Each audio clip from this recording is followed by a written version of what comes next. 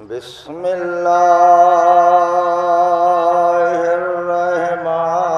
الرحمن الرحیم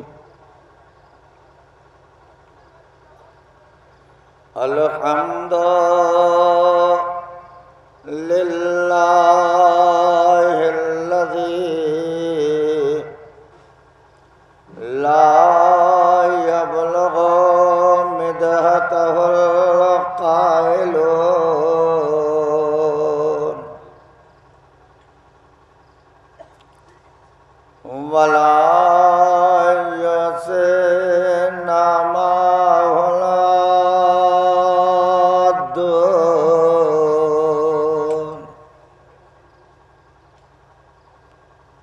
ولا يؤدي حقه المجتهدون الذي لا يدركه بعد الهمم ولا يناله غوث الفتان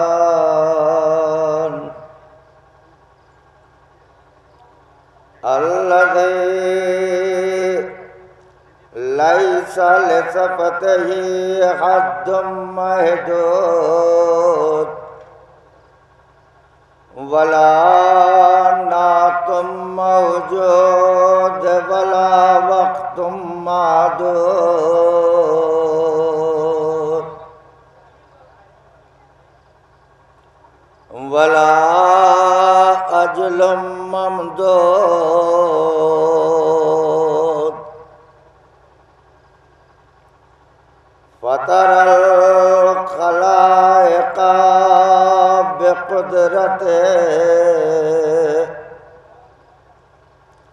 ونشر الرياح برحمته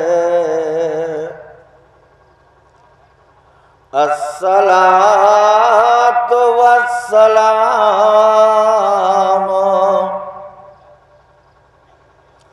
على النبي الأمي المكي المدني القرشي الهاشمي الأبتي سيدنا ونبينا ومولانا بالقاسم محمد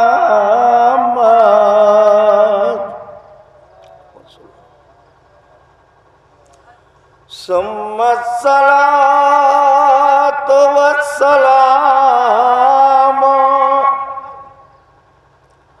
على أخيه ووزيره وخليفته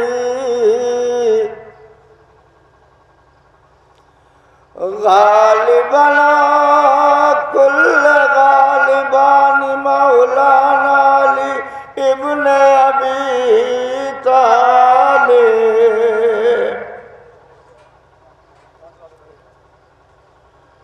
ثم الصلاة والسلام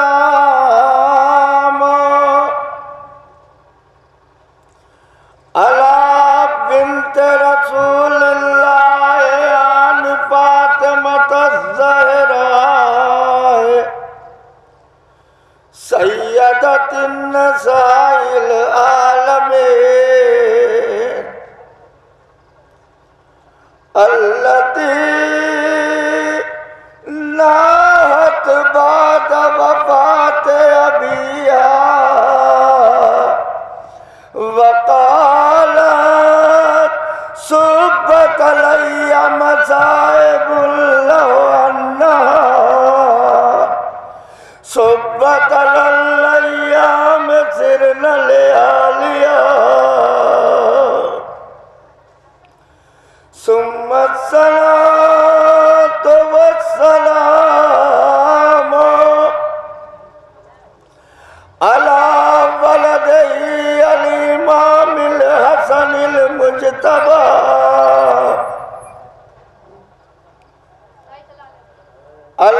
مسموم بسم الجفا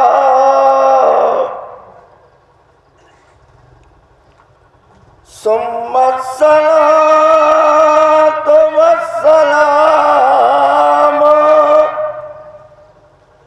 على غريب المظلوم العطشان آل حسین بکربلاء الذي قال عند وداع حرمه یا زینب یا ام کلثوم ویا سکینۃ یا رقیہ علیکن منی السلام وَإِذَا بقي وحيدا فريدا فنظر إلى يمينا ويسارا وتحتا وفوقا فقال أين يا أخي عباسا أين يا ابني علي أكبرا هل من ناصر ينصرنا هل من مغيث يغيثنا وهل من معين يعيننا ولعنة الله على أعدائهم إلى قيام يوم الدين آمين يا رب العالمين أما بعد فقد قال الله تبارك وتعالى في كتابه الكريم بسم الله الرحمن الرحيم أم لم يعرفوا رسولهم فهم له منكرون أم يقولون به الجنة بل جاءهم للحق وأكثرهم للحق كارهون ولو اتبع الحق أهواءهم لفسدت السماوات والأرض لہذا ماتمدارہ نے مظلوم کربلا سوگوارہ نے سید الشہداء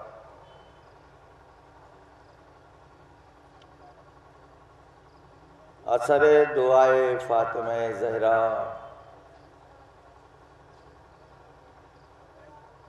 تسکین قلب ثانی زہرا آرزو بیمار کربلا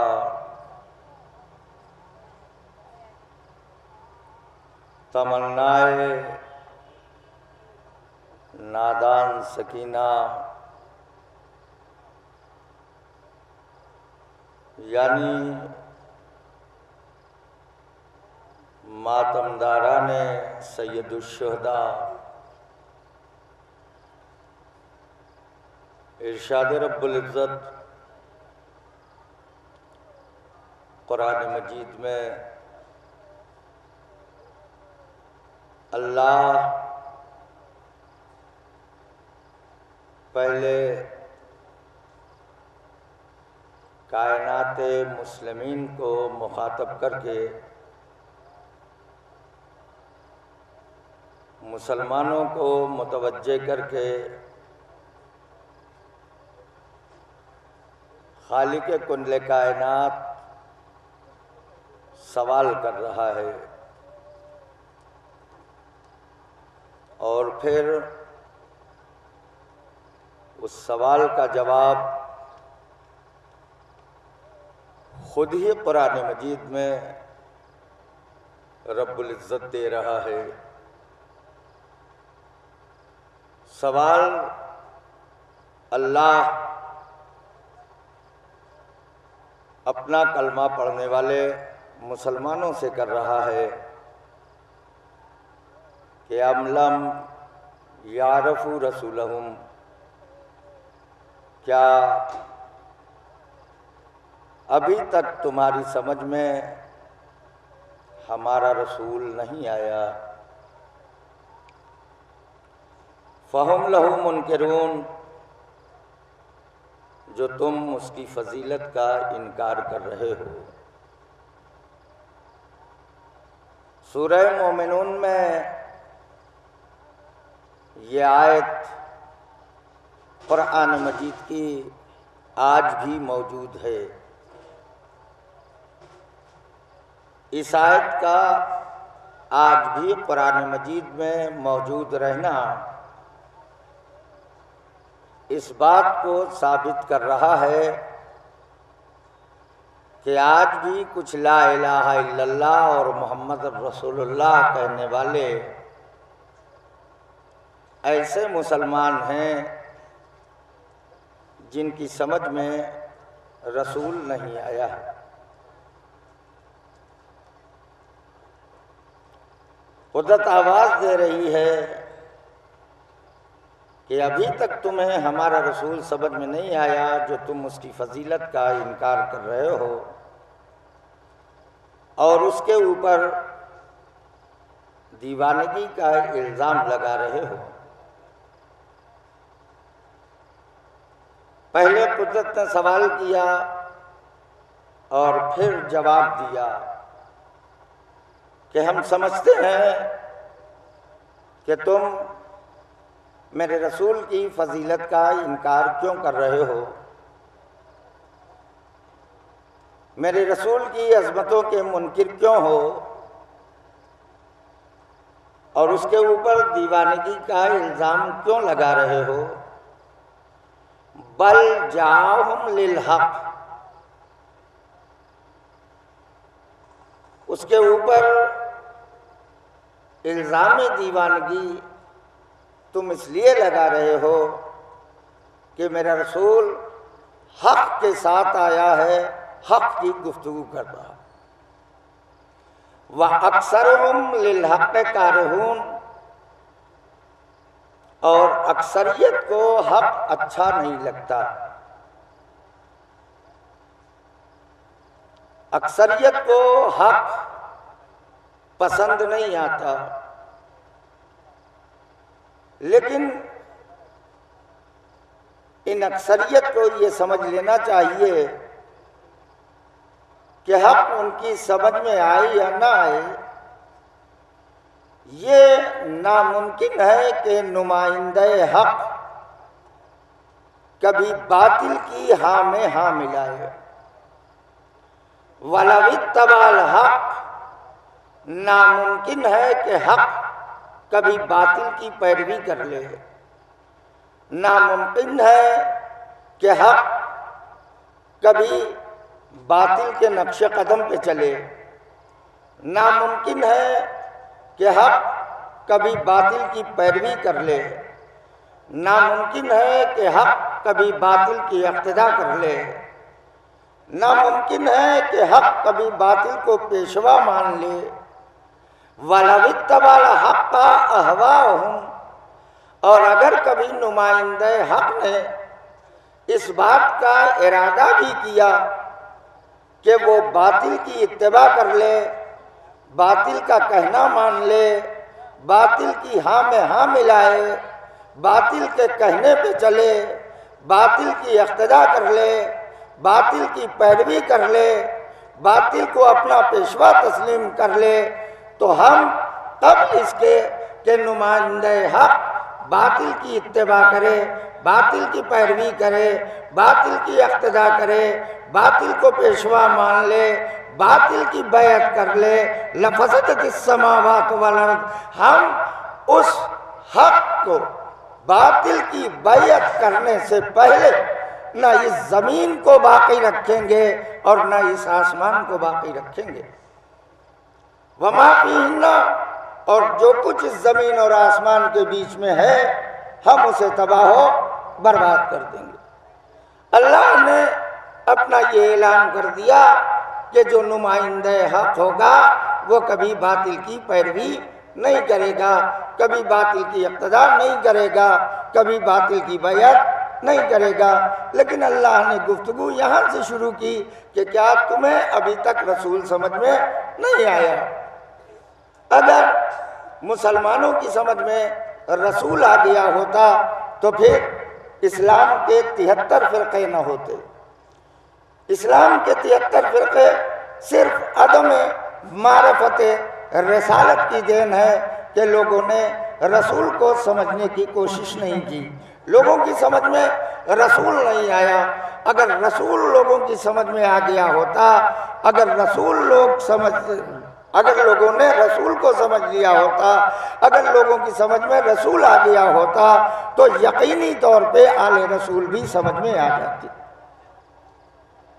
لیکن امت نے کلمہ تو پڑھا، امت نے لا الہ الا اللہ اور محمد رسول اللہ تو کہا، لیکن رسول کو سمجھنے کی کوشش نہیں کی، رسول کو پہچاننے کی کوشش نہیں کی۔ اور یہی وجہ ہے کہ اپنے حیات طیبہ میں رسول نے یہ منظر دیکھ لیا اور تاریخ کے دامن میں آج بھی وہ لفظیں، وہ واقعات، وہ حقیقتیں اور وہ صداقتیں بھری پڑی ہوئی ہیں کہ مسلمان لا الہ الا اللہ اور محمد رسول اللہ تو کہہ رہے تھے لیکن ان کے اندر اتباع رسول کی صلاحیت نہیں تھی، اس لیے کہ ان کے اندر معرفت رسالت نہیں تھی۔ اگر رسول کو پہچان لیا ہوتا تو عظمت قول رسالت سمجھ میں آ جاتی، اگر رسول کو پہچان لیا ہوتا تو فرمان مصطفیٰ کی عظمت سمجھ میں آ گئی ہوتی۔ لیکن مسلمانوں نے رسول کو پہچاننے کی کوشش نہیں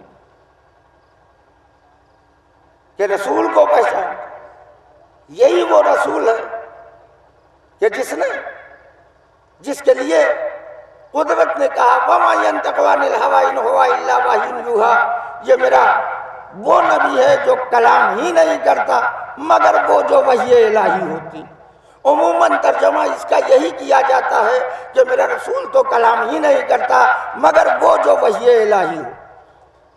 لیکن اس ترجمے کے اوپر غور کرنا چاہیے، اس ترجمے کے اوپر فکر کرنا چاہیے کہ جو وحی الہی ہوتی ہے یا جو وحی الہی ہوئی ہے وہ تو قرآن مجید بن گیا ہے۔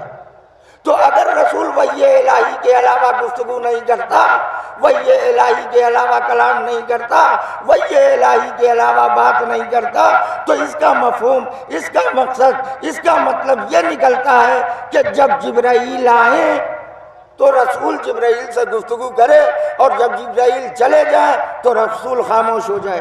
اگر وما ينطق عن الهوى إن هو إلا وحي يوحى کا ترجمہ یہ ہے تو پھر حدیثوں کی یہ موٹی موٹی کتابیں کہاں سے آ گئی؟ یہ ہزاروں اور لاکھوں کی تعداد میں حدیثیں کہاں سے آ گئی؟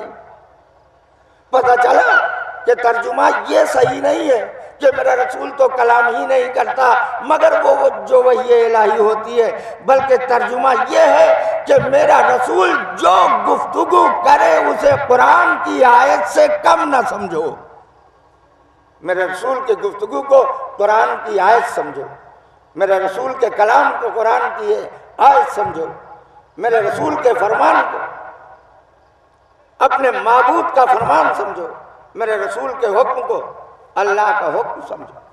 اگر مسلمان یہ سمجھ جاتا کہ رسول کی یہ عظمت ہے کہ اس کا کلام آیت قرآنی کے برابر ہے، اس کی گفتگو فرمان الہی کے مطابق ہے، تو پھر وہ یہ سمجھتا کہ رسول کیا کہہ رہا ہے۔ کبھی رسول فرماتا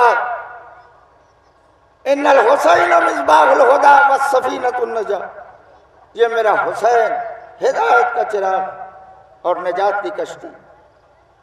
کبھی رسول فرماتا الحسن والحسین سید الشباب اہل الجنہ، حسن و حسین جنت کے جوانوں کے سردار۔ کبھی رسول فرماتے حسین منی وانا من الحسین، حسین مجھ سے میں حسین سے۔ یہ کلمات جو حسین کی شان میں رسول اسلام بیان فرماتے ہیں، اگر مسلمانوں کی نظر میں ہوتے، اگر مسلمانوں کی نظر میں اہمیت قول مصطفیٰ ہوتی تو اس فرمان کے اوپر عمل کرنے کی کوشش کرتے، اور اگر عمل کیا ہوتا تو آج وہ دن نہ آتا جس دن کے لیے ہم اور آپ اپنے چین اور سکون کو غارت کر کے فاطمہ کے اجڑے ہوئے گھر کو پرسا دینے کے لیے اس ٹھنڈی رات میں اپنے چین اور سکون کو غارت کر کے کربلا کے شہیدوں کا پرسا دے رہے ہیں۔ مسلسل چاند رات سے عبادت عزاداری حسین مسلسل ہم انجام دے رہے ہیں۔ ہے کوئی دنیا کا ایسا شہنشاہ، ہے کوئی دنیا کا ایسا بادشاہ، ہے کوئی دنیا کا ایسا حکمراں، ہے کوئی دنیا کا صاحب اقتدار کہ جس کے نظروں سے اوجھل ہو جانے کے بعد اس کا اقتدار، اس کی حکومت، اس کا دبدبہ، اس کا دربار اسی شان و شوکت سے، اسی شان و شوکت سے روشن و منور ہو۔ سوائے محمد و آل محمد کے کوئی دربار ایسا نہیں۔ جس طرح سے ان کی نظروں کے سامنے یہ دربار سجا ہوا تھا، اسی طرح سے آج بھی یہ دربار سجا ہوا ہے۔ ان کے دشمنوں کے نام و نشان مٹ گئے، ان کے دشمنوں کی حکومتیں مٹ گئی، ان کے دشمنوں کے تخت و تاج اتر گئے، ان کے دشمنوں کے تخت الٹ گئے، ان کے دشمنوں کے اسلحے ختم ہو گئے، ان کے دشمنوں کے قبروں کے نشان تک نہیں ہیں، ان کے دشمنوں کی کوٹھیاں کھنڈروں میں تبدیل ہو گئی ہیں، لیکن محمد و آل محمد کی عظمت، محمد و آل محمد کی صداقت و حقانیت کا پرچم جس طرح سے کل لہرا رہا تھا اسی طرح سے آج بھی لہرا رہا ہے۔ جس طرح سے کل بلند تھا اسی طرح سے آج بلند ہے۔ حسین کو ماننے کا مطلب، حسین کو جاننے کا مطلب، حسین کو ماننا شیعہ ہونے کی پہچان نہیں ہے، حسین کو ماننا مسلمان ہونے کی پہچان نہیں ہے، حسین کو ماننا امت رسول ہونے کی پہچان نہیں ہے، حسین کو ماننا انسانیت کی پہچان ہے۔ جس کے اندر انسانیت ہوگی وہ حسین کو مانے گا، جس کے اندر انسانیت نہیں ہوگی وہ حسین سے دشمنی کرے گا۔ یہی وجہ ہے کہ علامہ اقبال جیسی شخصیت نے آواز دی تھی کہ انسان کو بیدار تو ہو لینے دو، ہر قوم پکارے گی ہمارے ہے حسین۔ دو ہی شہنشاہ اس کائنات میں ایسے ہیں کہ جن کا تذکرہ ہر ملک میں ہوتا ہے، ہر شہر میں ہوتا ہے، ہر قصبے میں ہوتا ہے، ہر قریے میں ہوتا ہے۔ کون سا ایسا ملک ہے، کون سا ایسا شہر ہے، کون سی ایسی بستی ہے، کون سا ایسا قریہ ہے، کون سا ایسا ضلع ہے، کون سی ایسی تحصیل ہے، کون سا ایسا گاؤں ہے، کون سا ایسا محلہ ہے جہاں ان دو شخصیتوں کے گھر نہ ہو، جہاں ان دو شخصیتوں کا تذکرہ نہ ہوتا ہو۔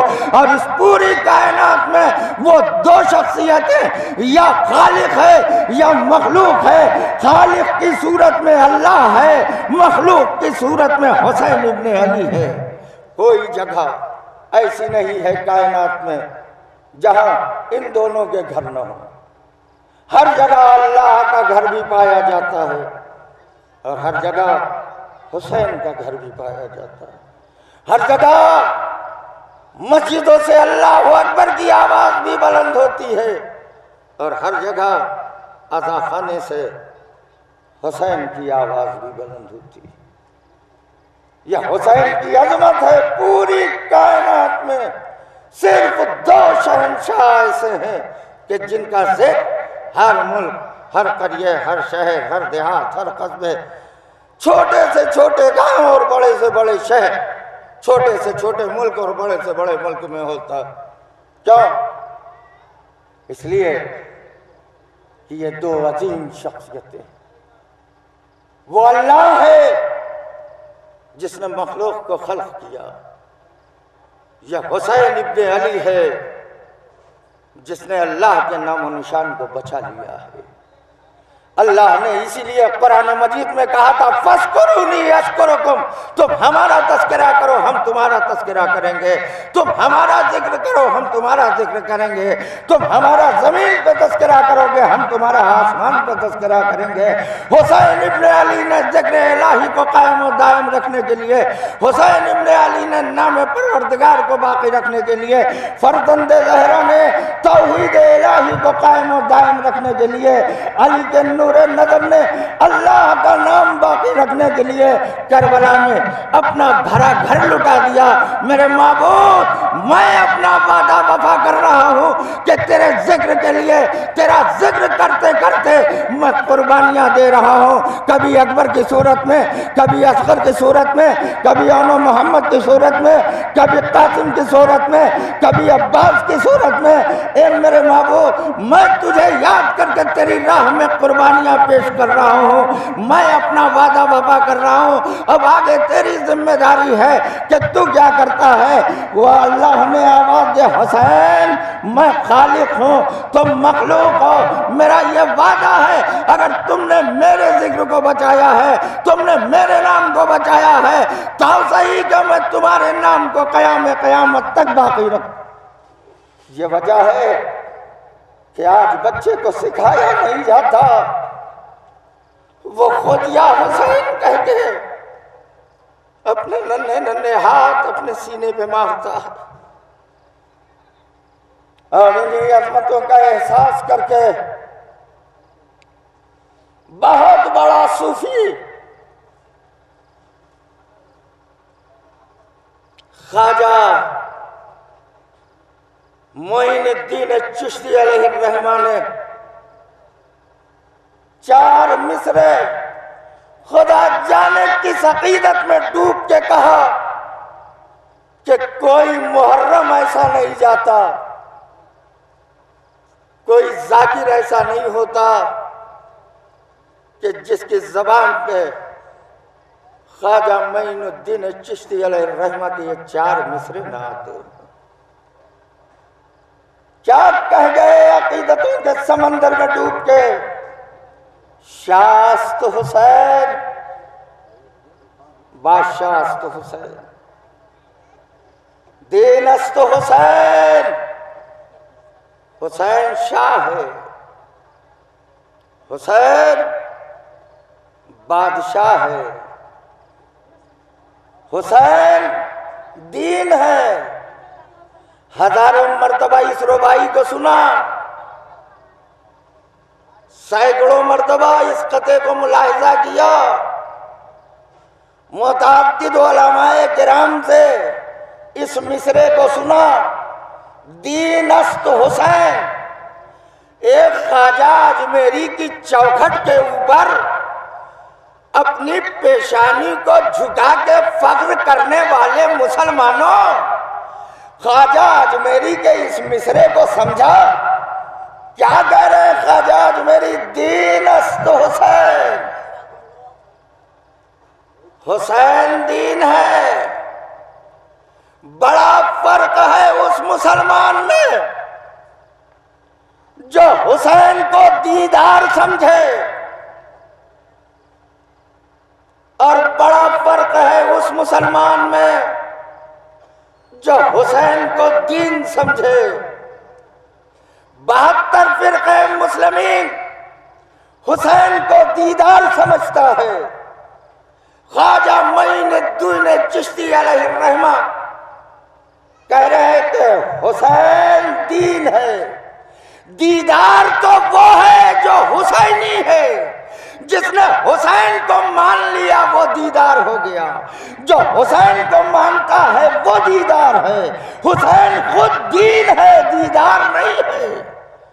حسین دیدار نہیں ہے، حسین دین ہے۔ جس نے دین کو چھوڑا وہ بھی بے دین ہو گیا، جس نے حسین کو چھوڑا وہ بھی بے دین ہو گیا۔ کیوں جھکاتے ہو خواجہ اجمیری کی چوکھٹ پہ اپنی جبینوں کو؟ دین تو اسلام ہے،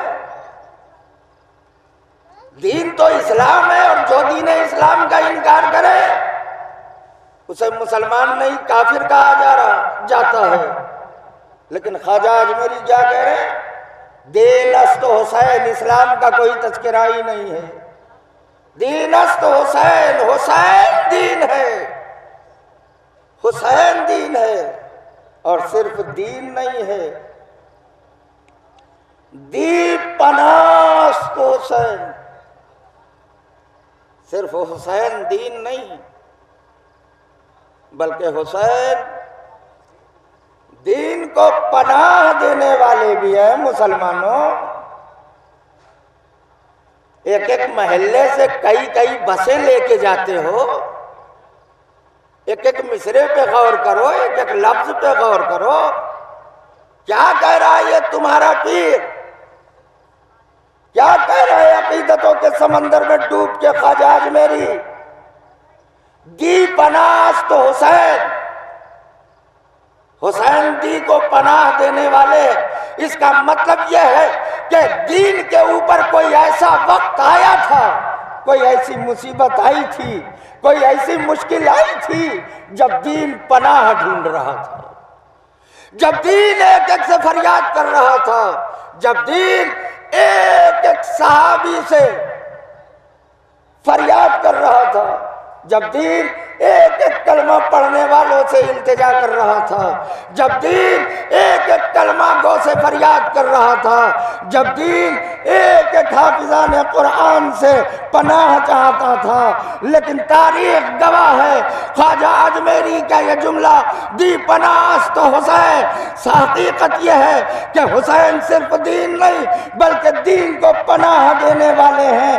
نتیجہ یہ نکلتا ہے، بات یہ سامنے آتی ہے کہ یقیناً اسلام پہ کوئی ایسا وقت پڑا، کوئی ایسی مصیبت آئی، کوئی ایسی پریشانی آئی کہ جب دین کبھی صحابی سے، کبھی کلمہ گو سے، کبھی مسلمانوں سے، کبھی امتی سے، کبھی صحابی سے، کبھی حافظ قرآن سے، کبھی قاری قرآن سے پناہ مانگ رہا تھا، مدد مانگ رہا تھا، حل من ناصر ینصرنا کی آواز لگا رہا تھا۔ لیکن جب اسلام پناہ مانگ رہا تھا، جب دین پناہ مانگ رہا تھا، جب دین تحفظ چاہتا تھا، جب دین اپنے کو بچانا چاہتا تھا، جب دین کو کوئی مسمار کرنا چاہتا تھا، جب دین مدد چاہتا تھا، تو نہ کوئی صحابی مدد کے لیے نکلا، نہ کوئی امتی مدد کے لیے نکلا، نہ کوئی حافظ قرآن مدد کے لیے نکلا، نہ کوئی قاری قرآن مدد کے لیے سامنے آیا، نہ کوئی کلمہ پڑھنے والا سامنے آیا۔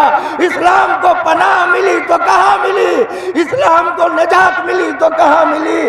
سوائے در فاطمہ پہ، سوائے علی کی چوکھٹ پہ اسلام کو کوئی ایسا در نہ ملا کہ جہاں پناہ مل جاتی۔ حسین ابن علی، فرزند زہرا، علی کا نور نظر، ابو طالب کا پوتا، زہرا کا لاڈلا، حسین نے آواز دی، اسلام ہم ہیں نا۔ کوئی صحابی مدد کرے یا نہ کرے، کوئی قاری قرآن تیرا تحفظ کرے یا نہ کرے، کوئی کلمہ پڑھنے والا تیری مدد کے لیے آئے یا نہ آئے، ہم تیری مدد کے لیے حاضر ہیں، ہم تیری نصرت کے لیے حاضر ہیں۔ دی پناہ است حسین، حقیقت یہ ہے کہ حسین دین کو پناہ دینے والے ہیں۔ اگر غور کیا جائے تو اسی لفظ سے یہ نتیجہ نکلتا ہے کہ کوئی انسان اگر بغیر حسین کے یہ دعویٰ کرے کہ میں اللہ والا ہوں تو خواجہ اجمیری کے یہ جملہ کہ دی پناہ تو حسین صاف لفظوں میں یہ اعلان کرے گا کہ کوئی بھی کلمہ گو اس وقت تک اللہ والا ہو ہی نہیں سکتا جب تک کہ وہ حسین والا نہ ہو جائے، جب تک کہ حسین کا چاہنے والا نہ بن جائے۔ اگر حسین کو چھوڑ کے وہ اللہ والا ہونے کا دعویٰ کر رہا ہے تو اس کا دعویٰ جھوٹا ہے۔ صرف یہی نہیں رکے، آگے فرماتے ہیں حقا کہ بنا لا الہ است حسین، حق یہ ہے کہ بنیاد لا الہ حسین ہے۔ کیوں کہا؟ 1,24,000 انبیاء آئے تبلیغ اسلام کے لیے، پیغام توحید پہنچانے کے لیے، فرمان خدا عوام تک پہنچانے کے لیے، لیکن سب ختم۔ خواجہ کہہ رہے ہیں بنیاد لا الہ حسین ہے۔ اس کا مطلب یہ ہوا کہ 1,24,000 نبیوں کی نبوت و رسالت، 1,24,000 نبی مطالبہ بیعت کے وقت فرزند زہرا حسین ابن علی کا حسرت و یاس سے چہرہ دیکھ رہے تھے۔ اے فرزند مرتضیٰ، اے زہرا کے لال، اے ابو طالب کے چشم و چراغ، اے نواز رسول، ہم سب کی عزت و آبرو تیرے ہاتھ میں ہے۔ 1,24,000 نبوتوں کا تاج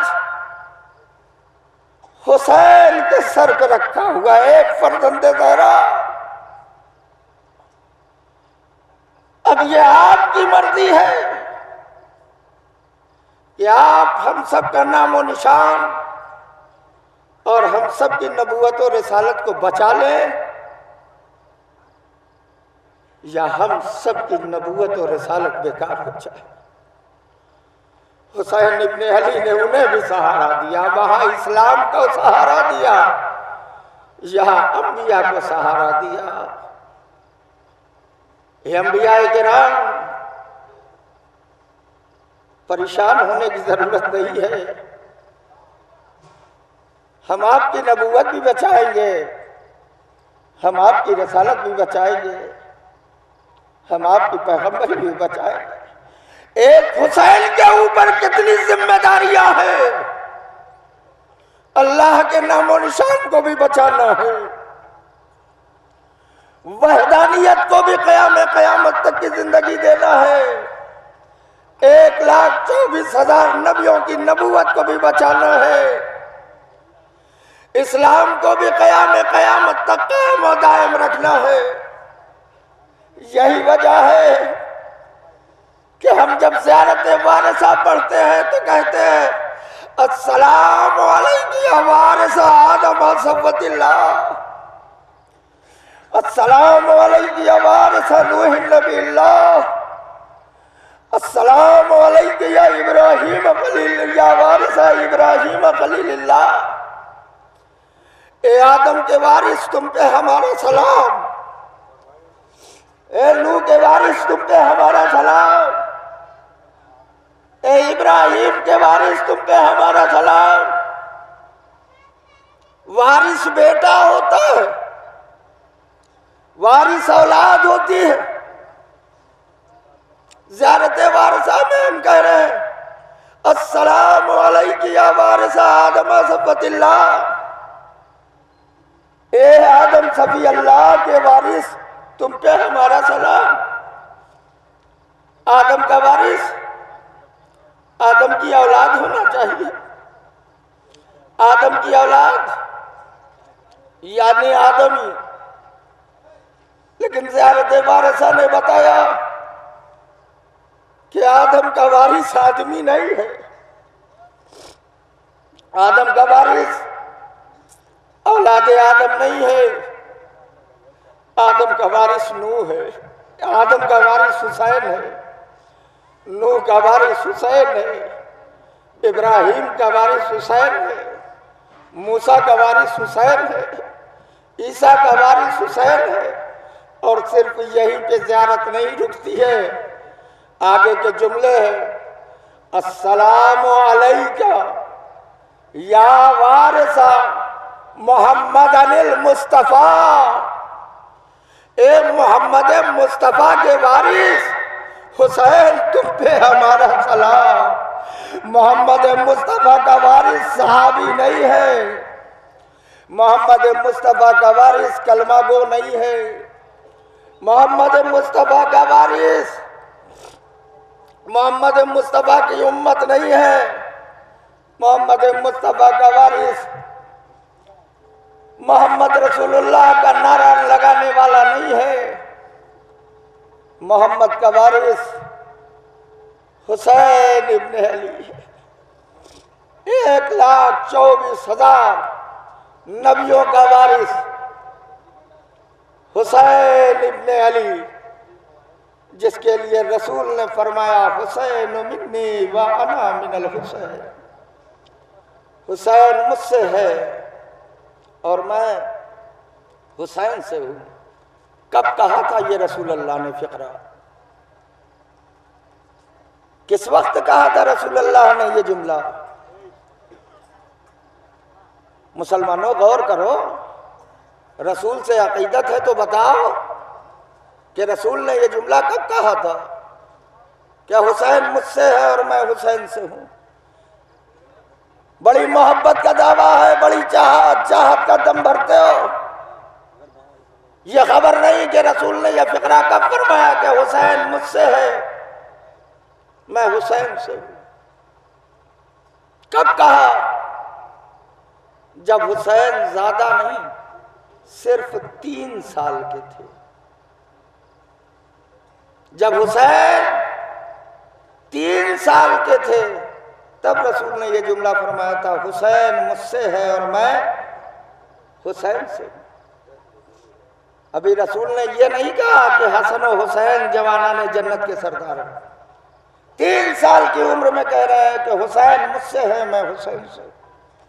ابھی حسین نے کوئی کارنامہ انجام نہیں دیا، ابھی حسین نے اپنا وطن نہیں چھوڑا، ابھی حسین ماں کی لحد سے جدا نہیں ہوئے، ابھی حسین نے حج کو عمرے سے نہیں بدلا، ابھی حسین سرزمین کربلا پہ نہیں پہنچے، ابھی حسین نے کوئی قربانی نہیں دی ہے، لیکن سید النبیین خاتم المرسلین یہ آواز دے رہا حسین مجھ سے ہے اور میں حسین سے ہوں۔ یا رسول اللہ، یہ 3 سال کی عمر میں یہ جملہ کہنے کی کیا ضرورت تھی؟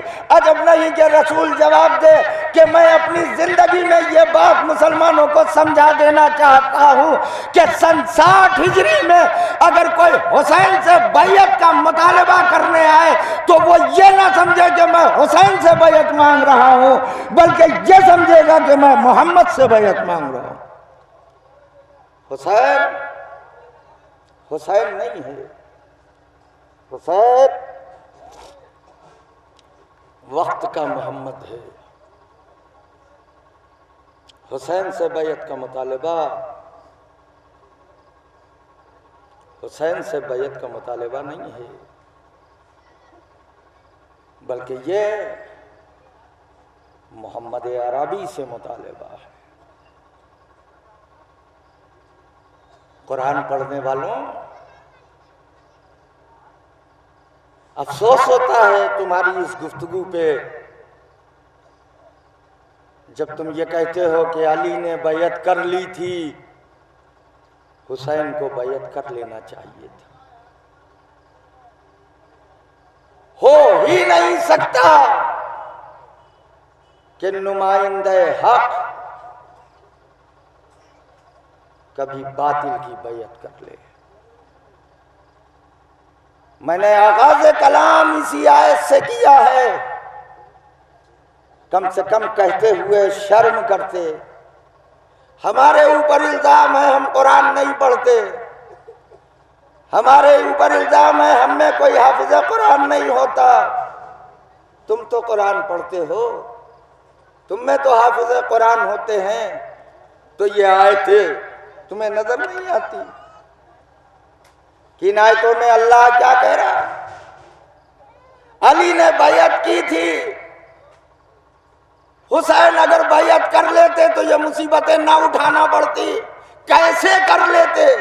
سوال ہی نہیں پیدا ہوتا کہ علی کسی کے ہاتھ پہ بیعت کر لیں یا حسین کسی کے ہاتھ پہ بیعت کر لیتے۔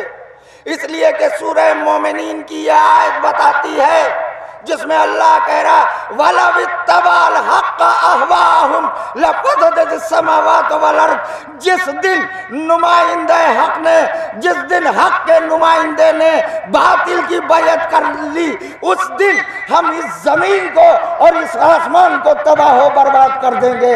ہم اس زمین کو بھی رہنے نہیں دیں گے، ہم اس آسمان کو بھی ختم کر دیں گے، اور اس زمین اور آسمان کے بیچ میں جو کچھ بھی ہے وہ ختم ہو جائے گا۔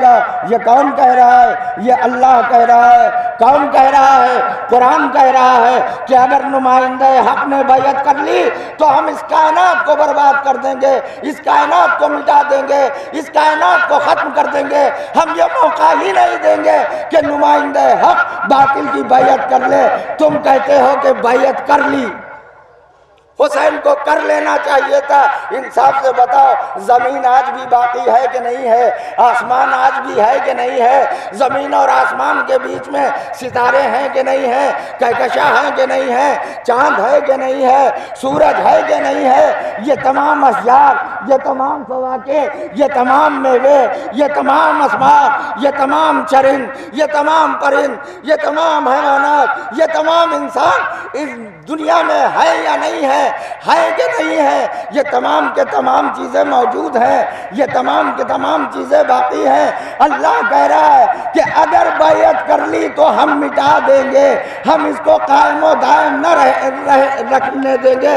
اب تم خود ہی انصاف سے بتاؤ کہ ہم تمہاری بات پہ بھروسہ کریں یا اللہ کی بات پہ یقین کریں؟ زمین کا قائم رہنا بتاتا ہے کہ علی نے بیعت نہیں کی ہے، آسمان کا قائم رہنا بتاتا ہے کہ حسین بیعت نہیں کر سکتے تھے، اور حقیقت بھی یہی ہے کہ عمر سعد نے میدان کربلا میں یہی کہا تھا کہ حسین کیسے یزید کی بیعت کر سکتے ہیں، اس لیے کہ حسین کے پہلو میں ان کے باپ علی مرتضیٰ کا دل ہے۔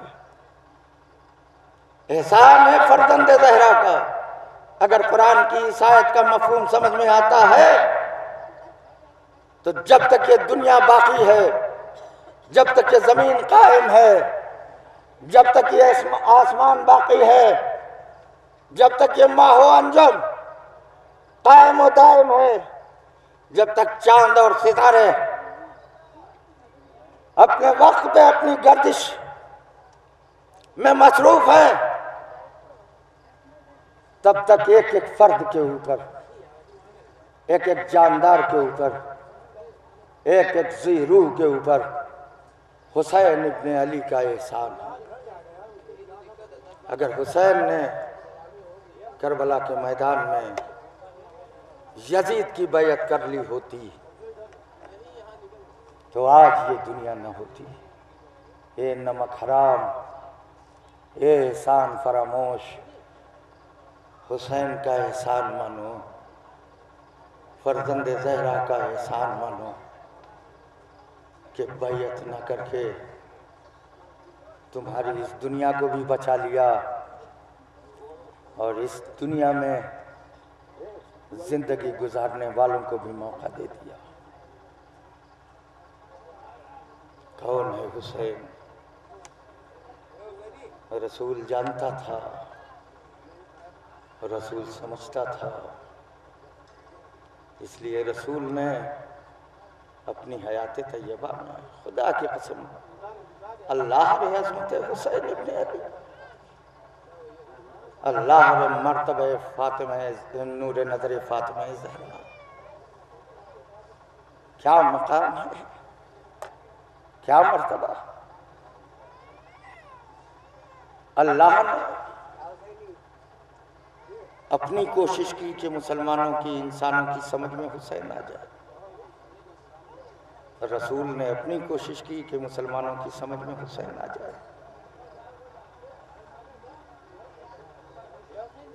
اللہ کو بھی حسین سے محبت ہے، رسول کو بھی حسین سے عقیدت ہے. دونوں نے ثبوت محبت دیا. کائنات کا افضل ترین نبی، افضل ترین انسان، افضل ترین مسجد، مسجد نبوی، عبادتوں میں افضل ترین عبادت نماز، ارکان میں سب سے افضل رکن سجدہ،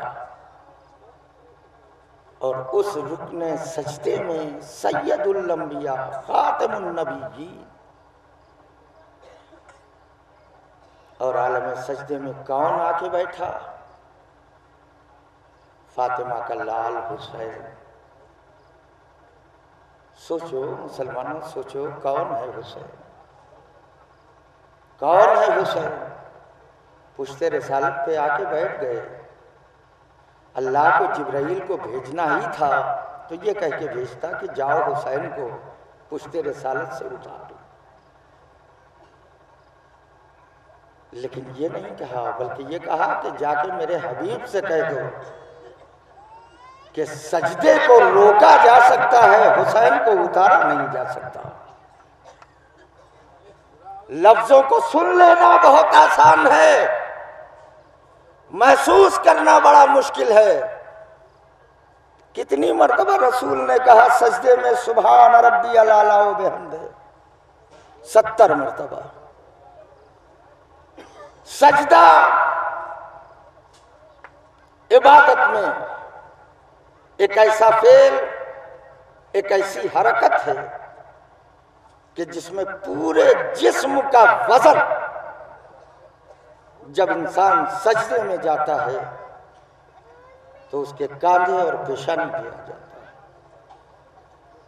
آپ ایک مرتبہ سبحان ربی الاعلی و بحمدہ کہہ کے اپنی نماز کو تمام کرنے کی کوشش کرتے ہیں، سجدے کو تمام کرنے کی کوشش کرتے ہیں. رسول کتنی مرتبہ کہہ رہا ہے؟ 70 مرتبہ. ذرا تصور کیجئے، ذرا سوچئے، ذرا احساس کیجئے کہ اس عالم میں 70 مرتبہ رسول کہہ رہا ہے سبحان ربی الاعلی و بحمدہ، کہ جس میں حسین پشت رسالت پہ بیٹھا ہو. کتنی تکلیف رسول کو ہوئی ہوگی، کتنی زحمت رسول کو ہوئی ہوگی. وہ خدا جو رسول کی نازبرداری کرے، وہ خدا جو رسول سے کہے قم اللیل الا قلیلا، اے میرے رسول میں تم سے یہ نہیں کہتا کہ تم میری عبادت نہ کرو، ضرور کرو لیکن تھوڑا کم پڑھا کرو. قم اللیل الا قلیلا، میری عبادت کرو مگر کم کیا کرو، رات میں تھوڑی کم عبادت کیا کرو. وہی خدا جب حسین پشت رسالت پہ بیٹھتے ہیں تو آواز دے رہا ہے میرے رسول، چاہے جتنی اذیت ہو جائے، چاہے جتنی تکلیف ہو جائے، چاہے جتنا صدمہ ہو جائے، تمہاری تکلیف مجھے گوارا ہے، حسین کی تکلیف گوارا نہیں ہے. تمہیں زحمت ہوتی ہے تو ہو، میرے حسین کو زحمت نہیں ہونا چاہیے. ہے دنیا کا کوئی انسان اس حسین کے مقابلے میں جو سید النبیین کی پشت پہ عالم نماز میں آگے بیٹھ سکے؟ آدمی کو چھوڑیے، نبیوں کو آواز دیجیے، آدم آؤ تم پشت رسالت پہ بیٹھ جاؤ، نوح آؤ تم بیٹھ جاؤ، ابراہیم آئیے آپ بیٹھ جائیے، موسیٰ عیسیٰ آپ آگے بیٹھ جائیے، یوسف و یعقوب آپ آگے بیٹھ جائیے. کسی نبی کے اندر اس بات کی صلاحیت نہیں ہے کہ جو پشت رسالت پہ آ کے بیٹھ جائے. ہر نبی ہاتھ جوڑ کے کھڑا ہو جائے گا، میرا سید و سردار ہے، ہماری مجال نہیں کہ ہم ایک قدم آگے بڑھے، بس یا اسی مقام پر اسی منزل پر فاطمہ کا لال یہ آواز دے گا حسین کو پہچاننے کی کوشش کرو۔ جہاں کسی نبی کا اقتدار نہیں ہوتا وہاں فرزند زہرا حسین اپنے علی کا اقتدار ہوتا۔ بیٹھے رہے، اصحاب کی طرف منہ کر کے صحابیوں کے ایک سجدے کے بجائے نہ جانے کتنے سجدے ہو گئے، لیکن کسی عالم نے، کسی مفتی نے، کسی مرجع نے آج تک یہ نہ لکھا کہ صحابہ کی یہ پیچھے نماز پڑھنے والوں کی نماز باطل تھی۔ جب دل چاہا تو حسین پشت رسالت سے اترے اور اتر کے جب رسول نے نماز تمام کی، بچپنا ہے، اپنے بچپنے کے لہجے میں بڑے پیار سے کہا، نانا آج تو حسین کی وجہ سے بڑی تکلیف ہوئی ہوگی، اے نانا آج حسین کی وجہ سے آپ کو بڑی زحمت اٹھانا پڑی ہوگی، لیکن نانا حسین کبھی آپ کا یہ سجدہ نہ بھولے گا، اے نانا حسین اس سجدے کا بدلہ دے گا، اس سجدے کا عوض پورا کرے گا۔ نانا آپ سے وعدہ ہے کہ آپ نے اپنا سر خود سے اٹھایا ہے، لیکن آپ کا نواسا جو سجدے میں سر رکھے گا تو وہ خود سے نہیں اٹھائے گا بلکہ نوکے نیزے سے اٹھایا جائے گا۔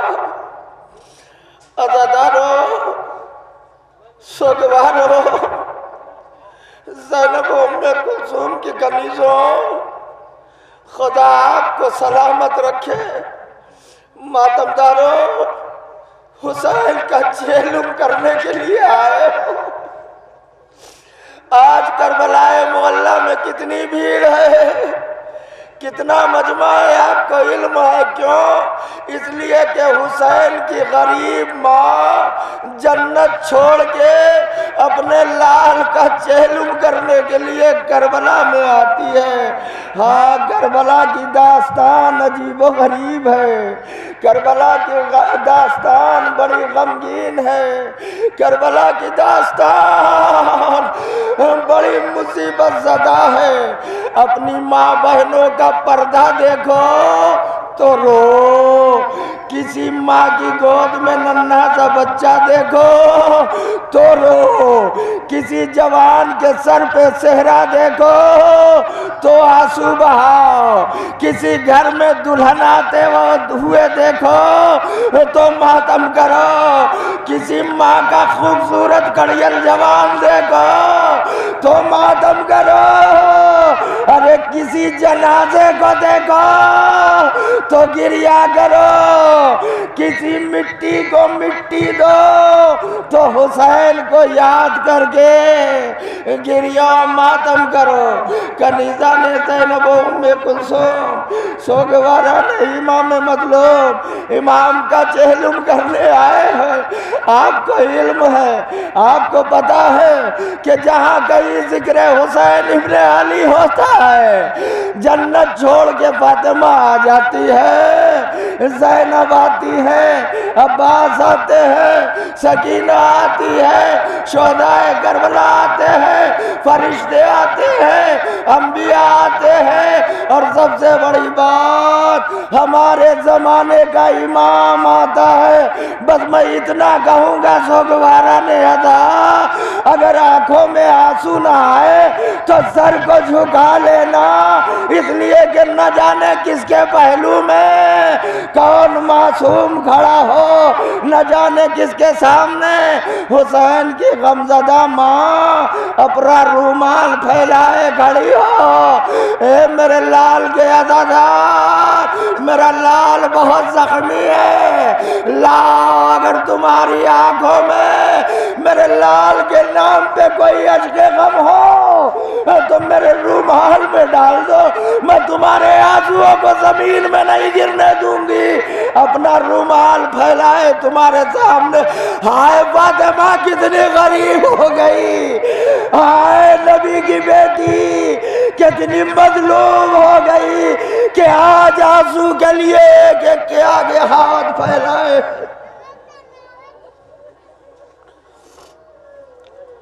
جزاکم اللہ خیر الجزا۔ خدا آپ کو کسی غم میں نہ رلائے، دعا خبر سید الشہداء، ماتمداران مظلوم کربلا، سوگواران سید الشہداء، حسین قتل ہو گئے، زمین کربلا کو زلزلہ آیا، سورج کو گہن لگا، زمین ہلنے لگی۔ ایک مرتبہ زینب نے سید سجاد کو اٹھایا، میرے لال یہ زمین جھٹکا کیوں لے رہی ہے؟ اے بیٹا ذرا غش سے آنکھیں تو کھولو۔ اب جو سید سجاد نے آنکھ کھولی، کہا بھی اماں ذرا خیمے کا پردہ ہٹائیے۔ اب جو پردہ ہٹا، عابد بیمار نے کیا دیکھا؟ نو کے نیزے پہ باپ کا کٹا ہوا سر ہے، ایک جملہ کا السلام علیکم یا ابا عبداللہ، السلام علیکم یا ابن رسول اللہ۔ حسین شہید ہوئے، خیموں میں آگ لگی، اسباب لوٹے گئے، اسباب لوٹے گئے، چادریں چھینی گئی۔ ارے ننھی سی 4 سال کی سکینہ، کانوں سے گوشوارے اتارے نہیں گئے ہیں بلکہ کھینچے گئے ہیں۔ اے بیبیوں تمہارے پہلو میں تمہاری 4 سال کی بچی بیٹھی ہے نا، اے اولاد والوں جن کے بیٹیاں ہیں، ذرا تصور کرو سکینہ کے گوشوارے کے ساتھ کیا ہوا۔ روایت کہتی ہے جب شیم سکینہ کے گوشوارے لینے کے لیے آیا ہے، ظالم نے کیا کیا؟ ایک ہاتھ سے ننھی سی سکینہ کے دونوں ہاتھوں کو پکڑا اور دوسرے ہاتھ سے کبھی داہنے گال کا گوشوارہ کھینچا، کبھی بائیں گال کا گوشوارہ کھینچا، کرتا خون سے رنگین ہو گیا، بچی غش کھا کے زمین پہ گری۔ کچھ دیر کے بعد افاقہ ہوا، اب جو آنکھ کھلی تو کیا دیکھا؟ زینب کے زانو پہ سر ہے، کب بھی اماں میری جادا، اے میرے بھیا کی یتیمہ، چادر لٹ گئی۔ سکینہ تم بھی بے ردا ہو، میں بھی بے ردا ہوں۔ اے سکینہ تمہاری چادر بھی چھن گئی، ہماری چادر بھی لٹ گئی، اہل حرم اسیر ہو گئے، میدان قتال میں لائے گئے، ہر بیوی نے اپنے اپنے وارث کے لاشے پہ بیان کیا، یہاں تک کہ شمر نے سید سجاد کو حکم دیا کہ اب ان بیویوں سے کہو کہ جلدی جلدی ناکے پہ بیٹھے، قافلے کو بڑھایا جائے۔ ماتم داروں، جب یہ جملہ سکینہ نے سنا، ننھی سی بچی نے اولاد والوں کیا کیا؟ خدا کسی بچی کو یہ دن نہ دکھائے، کوئی بچی اپنے باپ کی میت اس حالت میں نہ دیکھے۔ ننھی سی سکینہ نے جو سنا کہ اب بابا سے ہمیشہ کی جدائی ہے، کیا کیا؟ ننھی سی سکینہ نے بابا کے پیروں کو اٹھایا، تلوؤں کو چوما، بابا کے پیروں کو پیشانی پہ رگڑنا شروع کیا، اور رگڑتے رگڑتے ایک جملہ کہا، اے بابا سینے پہ سونے والی سکینہ جا رہی ہے، اے میرے بابا آپ کے بعد اب نیند آنے کا سوال نہیں پیدا ہوتا، لیکن اے بابا اگر سفر کی تھکان سے، اگر جمر کی اذیت سے، اگر جمر کے تازیانوں کی اذیت سے کبھی سکینہ کی آنکھ لگ جائے، اگر کبھی سکینہ کی آنکھ بند ہو جائے تو میرے بابا سکینہ کو اپنی زیارت ضرور کرا دیجئے گا۔ لیجئے سوگوارہ نے ادا، ماتمدارہ نے مظلوم کربلا، سکینہ یہ کہہ کے کربلا سے چلی، کبھی کوفے کے بازار میں آئی، کبھی کوفے کے دربار میں آئی، کبھی شام کے بازار میں گئی، کبھی شام کے دربار سے گزری۔ شام کے دربار میں منزل امتحان سے گزرنے کے بعد سکینہ قید خانے میں مقید ہو گئی۔ ارے ننھی سی سکینہ قید خانے میں کیا کرتی تھی ازادھرو؟ ایک جملہ سماعت فرمائے۔ ننھی سی سکینہ خاک پہ بیٹھ کے اپنے سر کو، اپنے دونوں گھٹنوں کو بیچ میں رکھ کے آواز دیتی تھی، بابا اب سمجھ میں آیا کہ یتیمی کسے کہتے ہیں۔ اے میرے بابا ذرا قید خانے میں آگے اپنی اس سکینہ کی خبر لیجئے جو آپ کے سینے پہ سوتی تھی۔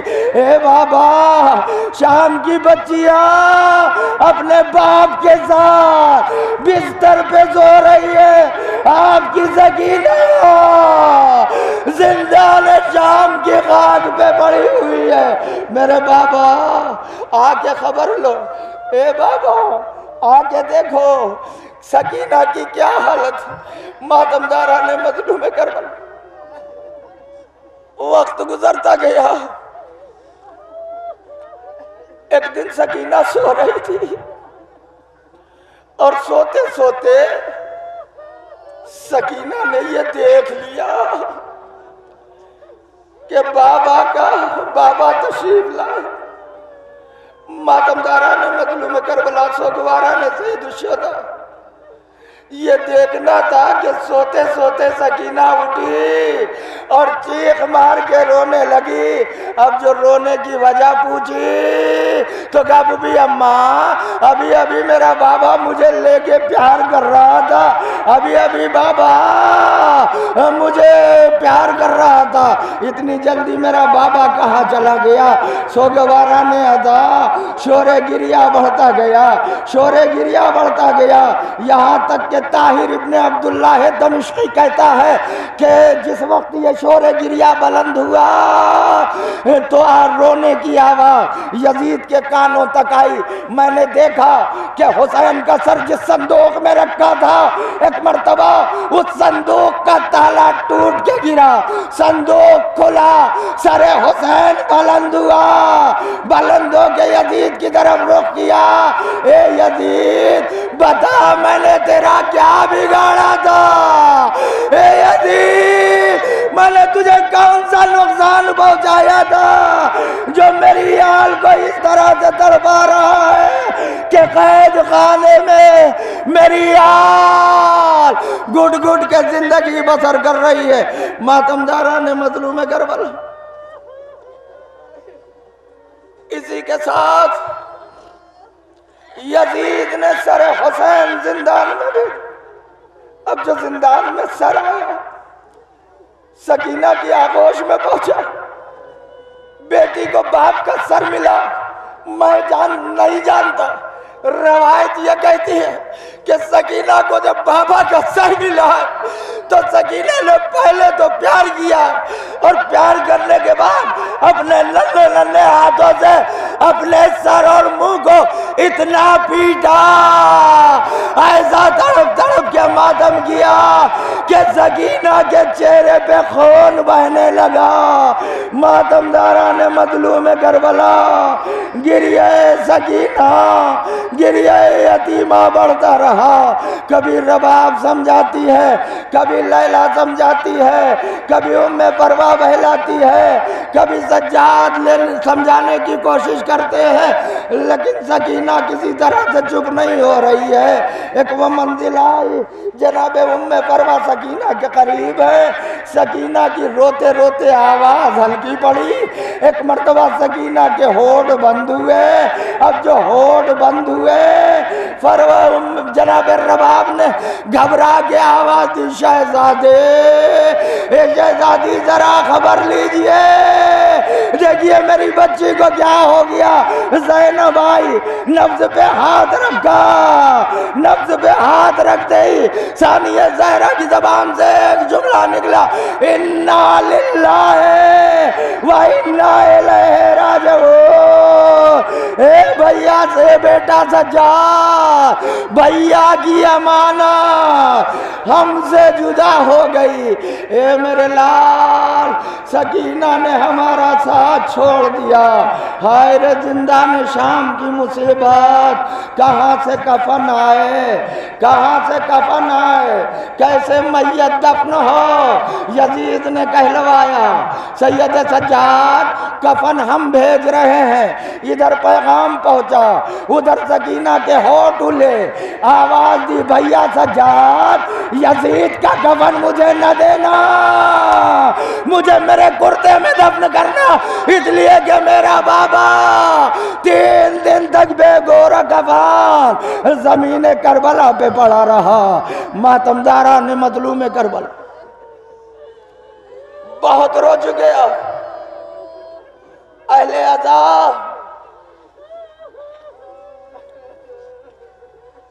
ایک ننھا سا جنازہ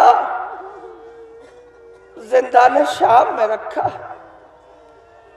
خدا جانے کیسے سکینہ کی قبر کھدی،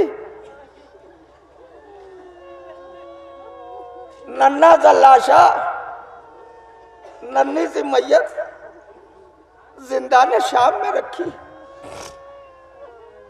ایک بیمار بھائی ہے جو کبھی بہن کا لاشا دیکھتا ہے، کبھی اپنے پیروں کی بیڑیاں دیکھتا ہے، کبھی بہن کی میت دیکھتا ہے، کبھی ہاتھوں کے ہتھ کڑی دیکھتا ہے کہ بہن کی لاش اٹھاؤں تو کیسے اٹھاؤں۔ اسی منزل پہ شاعر نے آواز دی کہ زندہ میں سکینہ کی میت سجاد اٹھا کے کہتے تھے، اللہ غریبوں کی میت کیا یوں ہی اٹھائی جاتی ہے۔ 4 سال کی بہن کی میت لے کے سید سجاد چلے، قبر کے قریب آئے، لاشا لیے، ہتھکڑیوں اور بیڑیوں کو دیکھ رہے کیسے قبر میں اتر کے بہن کا لاشا قبر میں رکھے۔ ایک مرتبہ عابد بیمار نے دیکھا، قبر سے 2 ہاتھ نمودار ہوئے، اے میرے لال سید سجاد لاؤ میری امانت مجھے دے دو۔ سجاد نے ہاتھوں پہ میت رکھی، پھر ہاتھوں کو جوڑا، بابا بیمار کو معاف کرنا، جب سکینہ کو حوالے کیا تھا رخسار نیلے نہیں تھے، کان کی لبیں پھٹی نہیں تھی، پشت پہ تازیانہ نہیں لگا تھا، ہاتھوں گوارا نیت،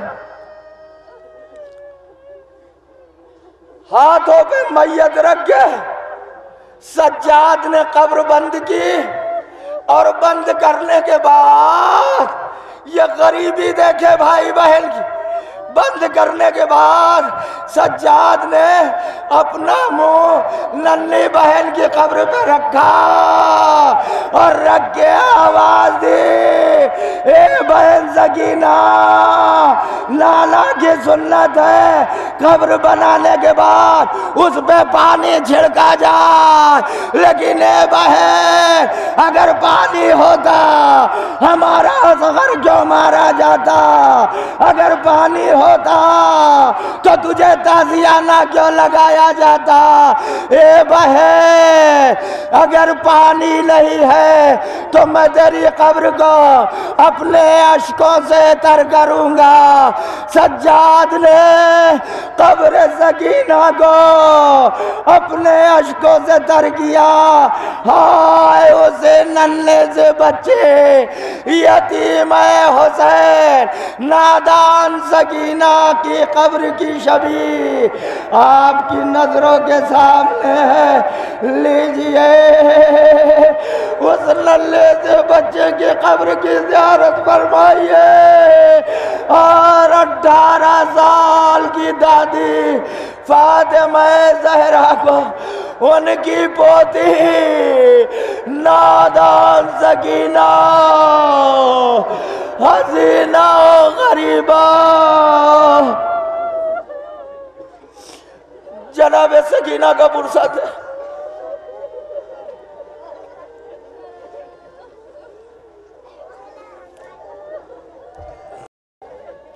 جزاکم اللہ خیر الجزا. خدا آپ کو کسی غم میں نہ رلائے سوائے غم سید الشہداء. ہاں سکینہ کا نام آئے اور سقائے سکینہ کی بات نہ ہو ناممکن ہے. جہاں سکینہ ہے وہاں سقائے سکینہ ہے. جہاں عباس ہے وہی سکینہ ہے. جہاں سکینہ ہے وہی عباس ہے. یہی وجہ ہے کہ دیکھیں آپ جب بھی عباس کا علم سجایا جاتا ہے پٹکے اور پنجے کے ساتھ ایک ننھی سی مشق بھی لگائی جاتی ہے اور یہ مشق پنجے سے ایسا لپٹی رہتی ہے کہ جیسے لگتا ہے کہ آج بھی کوئی ننھی سی بھتیجی اپنے چچا سے لپٹی ہوئی ہے. کیسا تھا یہ سقائے سکینہ. کتنا خیال تھا سکینہ کی پیاس کا. کتنا سکینہ تھا اہل حرم کی تشنگی کا. اتنا پانی لے کے چلے قمر بنی ہاشم مولا ابو الفضل العباس. اتنا پانی لے کے چلے کہ جب ہر نے لشکر کو جب ہر نے لجام فرس پہ ہاتھ ڈالا ہے جب ہر نے لجام فرس امام مظلوم پہ ہاتھ ڈالا قافلہ رکا. حسین کی نظر پڑی آواز دی عباس و علی اکبر. یہ بعد میں سوچنا کہ اس نے تمہارے آقا کے لجام پہ ہاتھ تمہارے آقا کے گھوڑے کی لجام پہ ہاتھ ڈالا. پہلے یہ دیکھو کہ اس کا لشکر پیاسا ہے.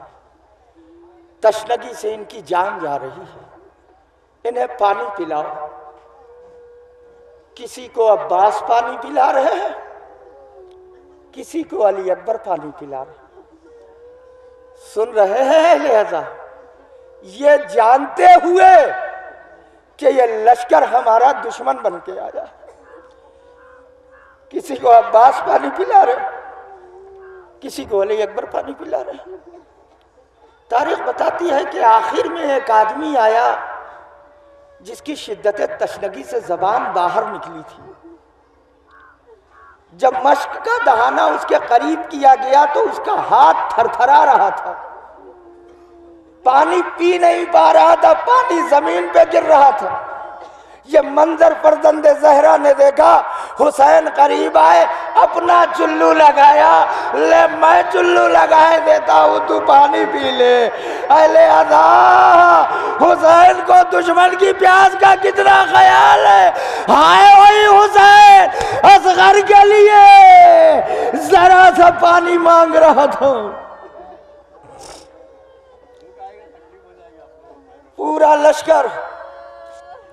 پورا لشکر سیراب ہو گیا. تاریخ یہ نہیں لکھتی. یہ لکھتی ہے کہ پورا لشکر سیراب ہو گیا لیکن یہ نہیں لکھا کہ پانی ختم ہو گیا. کتنا پانی لے کے عباس چلے تھے. کتنا پانی لے کے چلے تھے. پورا لشکر سیراب ہو گیا لیکن تاریخ نے یہ نہیں لکھا کہ پانی ختم ہو گیا. ذرا سوچے کہ جس عباس کو اہل حرم کی پیاس کا اتنا خیال ہو, جس عباس کو حسین کے بچوں کی پیاس کا اتنا خیال ہو, وہ عباس جب صبح عاشور ننھے ننھے بچوں کے ہاتھوں میں خالی کوزہ دیکھتا ہوگا تو اس عباس کے دل پہ کیا گزرتی ہوگی۔ روایت بتاتی ہے کہ صبح عاشور سکینہ 36 بچوں کو لے کے آگے آگے سکینہ، ہاتھ میں خالی کوزہ، زبان پہ ایک فقرہ، الاتاش قد قتلنا، الاتاش قد قتلنا، ہائے پیاس مارے ڈال رہی ہے، ہائے پیاس مارے ڈال رہی ہے، ہائے پیاس مارے ڈال رہی ہے۔ عباس کس نظروں سے یہ منظر دیکھے، عباس قریب بڑھے، بیٹی سکینہ کیا بات ہے، چچا چچا پیاس برداشت نہیں ہو رہی، میرا بھیا علی اصغر جھولے میں شدت تشنگی سے آنکھ نہیں کھول رہا ہے، اے چچا میرے لیے پانی کا انتظام کرے، کہیں ایسا نہ ہو کہ میرا ننھا بھیا علی اصغر مجھ سے جدا ہو جائے۔ عباس نے ایک جملہ کہا، سکینہ اجازت تم دلوا دو، پانی میں لا دوں۔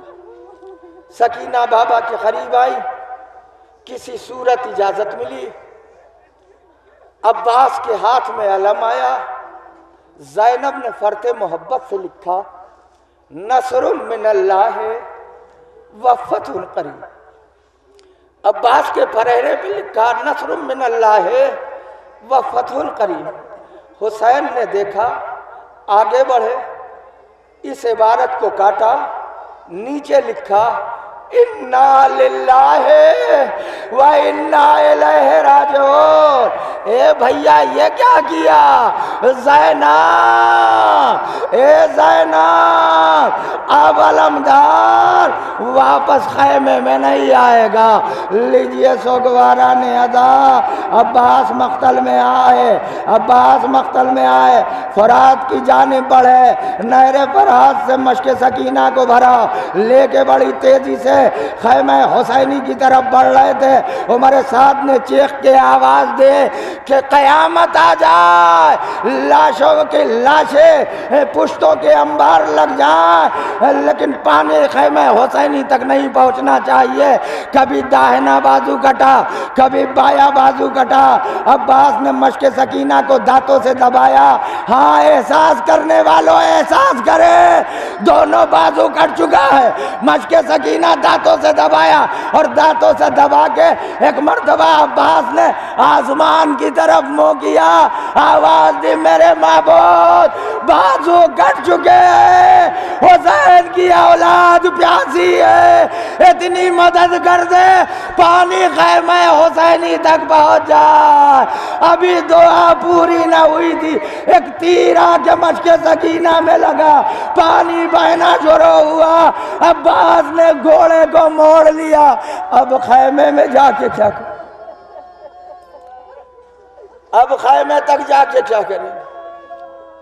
ماتمدارہ نے مظلوم کربلا، سوگوارا نے سید الشہداء، ایک ظالم نے گرد مارا۔ عباس زمین پہ آئے، علی اکبر کو بلایا اور بلا کے آواز دی، اے میرے لال علی اکبر، جب میری روح قفس عنصری سے پرواز کر جائے تو میرے لال میرے لاشے کو لے کے عمر سعد کے پاس جانا اور اس سے کہہ دینا کہ اگر میرے بابا کی لاشے کو پامال کرنا چاہتا ہے تو میرے چچا نے وصیت کی ہے کہ اس کے عوض میں میرے لاشے کو پامال کر لے۔ ہاں سوگوارا نے ادا، یہی وہ وصیت تھی کہ جس کی وجہ سے عباس کا لاشا خیمے میں نہیں گیا ہے، بلکہ لاشے کی جگہ عباس کا عالم، حسین و علی اکبر باپ بیٹے اس طرح سے اٹھا کے لائے ہیں جیسے میت اٹھا کے قبر میں رکھی جاتی ہے۔ عباس کا عالم خیمے میں آیا، سیدانیوں نے اپنے کو علم ابوالفضل العباس پہ گرایا۔ لیجئے وہی علم ابوالفضل العباس کی شبیہ اب آپ کی نظروں کے سامنے آ رہی ہے۔ ہائے عباس، ہائے قبر بنی ہاشم، اے ام البلیل کے جان، اے علی کے لفظ جگر، اے فاطمہ کی دعاؤں کے اثر، ہم عزاداروں کا سلام قبول کریں۔ زیارت فرما رہے ہیں آپ عالم مبارک مولا قمر بنی ہاشم مولا ابو الفضل عباس، یہی علم تھا جسے مدینے میں بشیر کے ہاتھوں میں دیکھ کے مولا عباس کے بیٹے فضل نے کہا تھا بشیر یہ علم تیرے ہاتھ میں کہاں سے؟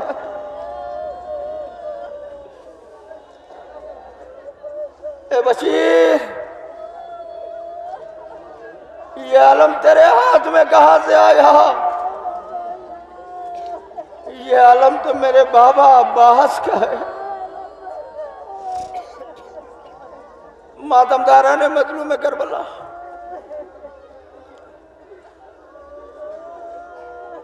زیارت کر رہے ہیں آپ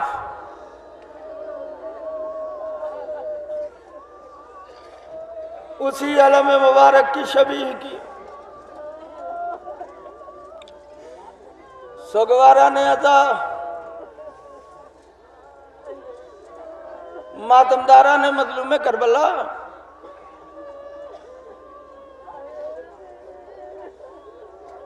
کیا آج تک دنیا میں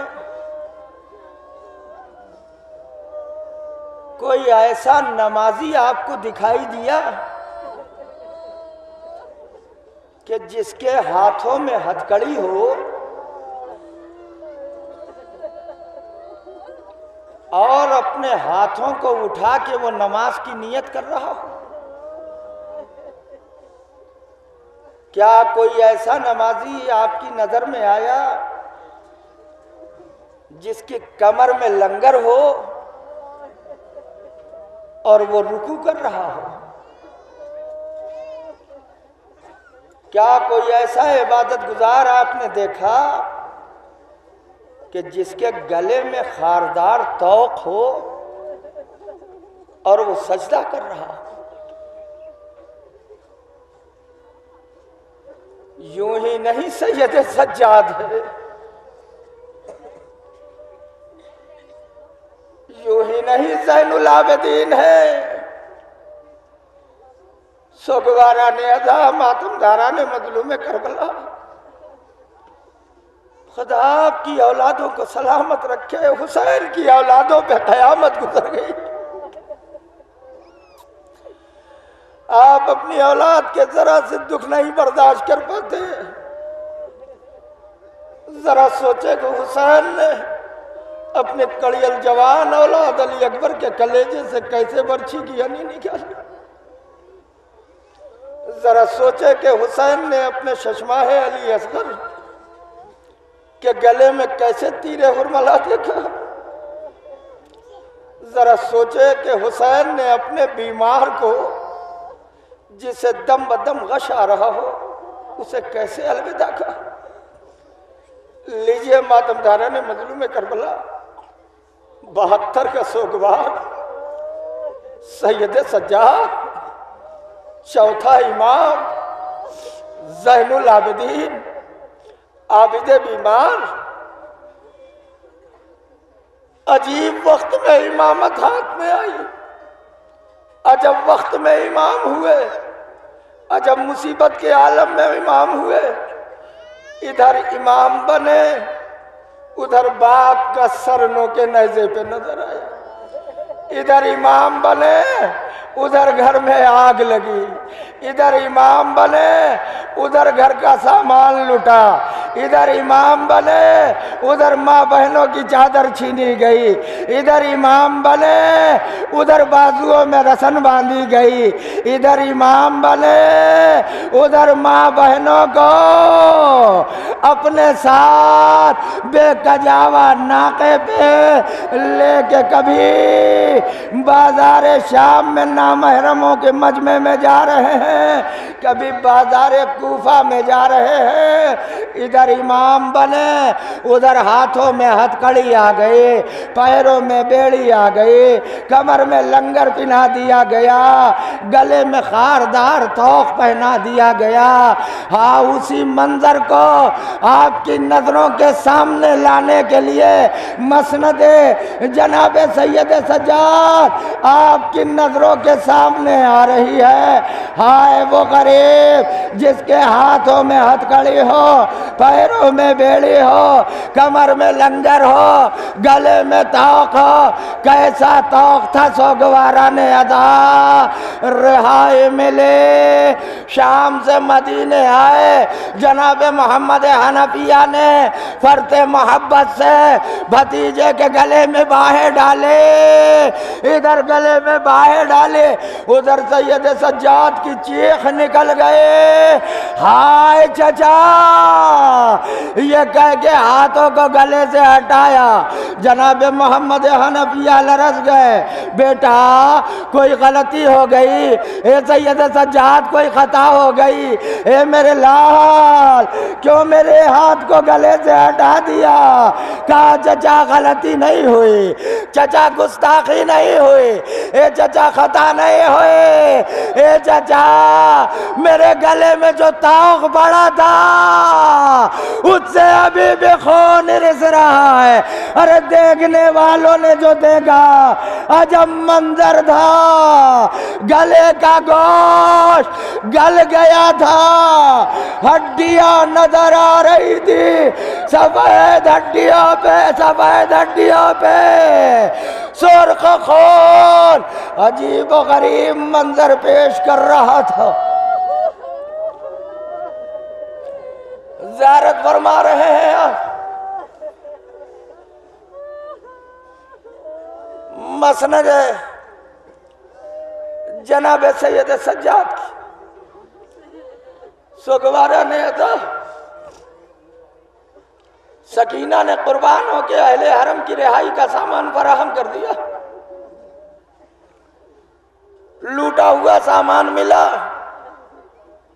جب حسین کی مسند زینب کو ملی تو زینب نے خیمے کے چاروں طرف دیکھنا شروع کیا، جو جگہ سب سے بلند نظر آئی زینب نے حسین کی مسند جا کے بچھائی، عابد بیمار کے پاس آئیں، سید سجاد کے پاس تشریف لائیں، بیمار کربلا کے پاس آ کے فرماتی ہے میرے لال سید سجاد میرے ساتھ چلو۔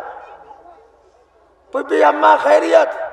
کہا میرے لال آج جو زینب کہہ رہی ہے اسے سنتے رہو، حالانکہ میں جانتی ہوں تم امام زمانہ ہو، میں جانتی ہوں کہ تم امام وقت ہو، لیکن بیٹا آج اپنی پھپھی کو معاف کر دو، آج جو زینب کہتی جائے وہ میرے لال کرتے جاؤ، بیٹا میرے ساتھ چلو۔ سید سجاد زینب کے ساتھ چلے، مسند کے قریب آئے، زینب نے آواز دی میرے لال سید سجاد اس مسند پہ بیٹھ جاؤ۔ وقت کا امام زمانہ سید سجاد مسند کے بیچوں بیچ بیٹھے۔ عزاداروں سنے علی کی بیٹی کتنی غریب ہے۔ ماتمداران مظلوم کربلا جب سید سجاد مسند کے بیچوں بیچ بیٹھ گئے تو ایک مرتبہ فاطمہ کی بیٹی، علی کی لاڈلی، نبی کی نواسی، دونوں گھٹنوں کو ٹیک کے سید سجاد کے سامنے بیٹھی۔ کیسے بیٹھی؟ ہاتھوں کو جوڑ کے بیٹھی، اور ہاتھ جوڑ کے زینب نے آواز دی اے میرے لال سید سجاد اپنی پھپھی کو معاف کرنا بیٹا، کربلا سے ابھی تک زینب کو اتنا موقع نہ ملا کہ تمہیں تمہارے بابا کا پرزہ دے دے۔ اے سید سجاد اپنے بابا کا پرزہ قبول کر، اپنے چچا کا پرزہ قبول کر۔ اے بیٹا اپنے گڑیل جوال بھائی علی اکبر کا پرزہ قبول کرو۔ جزاکم ربک۔ ماتمداران مظلوم کربلا مسند سید سجاد کی زیارت آپ نے فرمائی، اور لیجئے اب آپ کی نظروں کے سامنے شریکت الحسین نواسی رسول ثانی زہرا جناب زینب کی ہماری اب آپ کی نظروں کے سامنے آ رہی ہے۔ ماتم داران مظلوم کربلا، مدینے میں کسی نے سید سجاد سے پوچھا تھا مولا بیویوں میں سب سے زیادہ تکلیف کسے پہنچی؟ کہا سب سے زیادہ تکلیف میری پھوپھی ثانیہ زہرا جناب زینب کو پہنچی۔ کہا اس کی وجہ، کہا وجہ یہ کہ جب ظالم کسی کو تازیانہ مارنا چاہتے تھے میری پھوپھی سامنے آگے اسے اپنے جسم کے اوپر روک لیا کرتی تھی۔ ہاں نبی کی نواسی علی کی بیٹی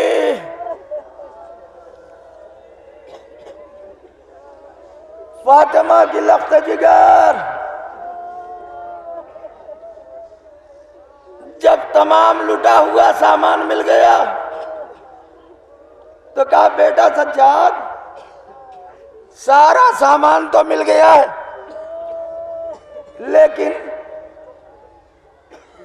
میرے بھیا حسین کا وہ کرتا نہیں ملا جو آخر وقت میں میرا بھیا پہنے تھا۔ میرے لال تمہیں پتا ہے وہ کرتا کس نے سلا تھا؟ اے بیٹا وہ کرتا تیری دادی فاطمہ نے سلا تھا۔ یزید سے کہہ دے کہ ہمیں وہ کرتا چاہیے۔ سوگوارو ایک مرتبہ دربار یزید میں کرتا آیا، یزید نے جو دیکھا کہا سجاد اس کرتے میں اتنے سوراخ کیوں ہیں؟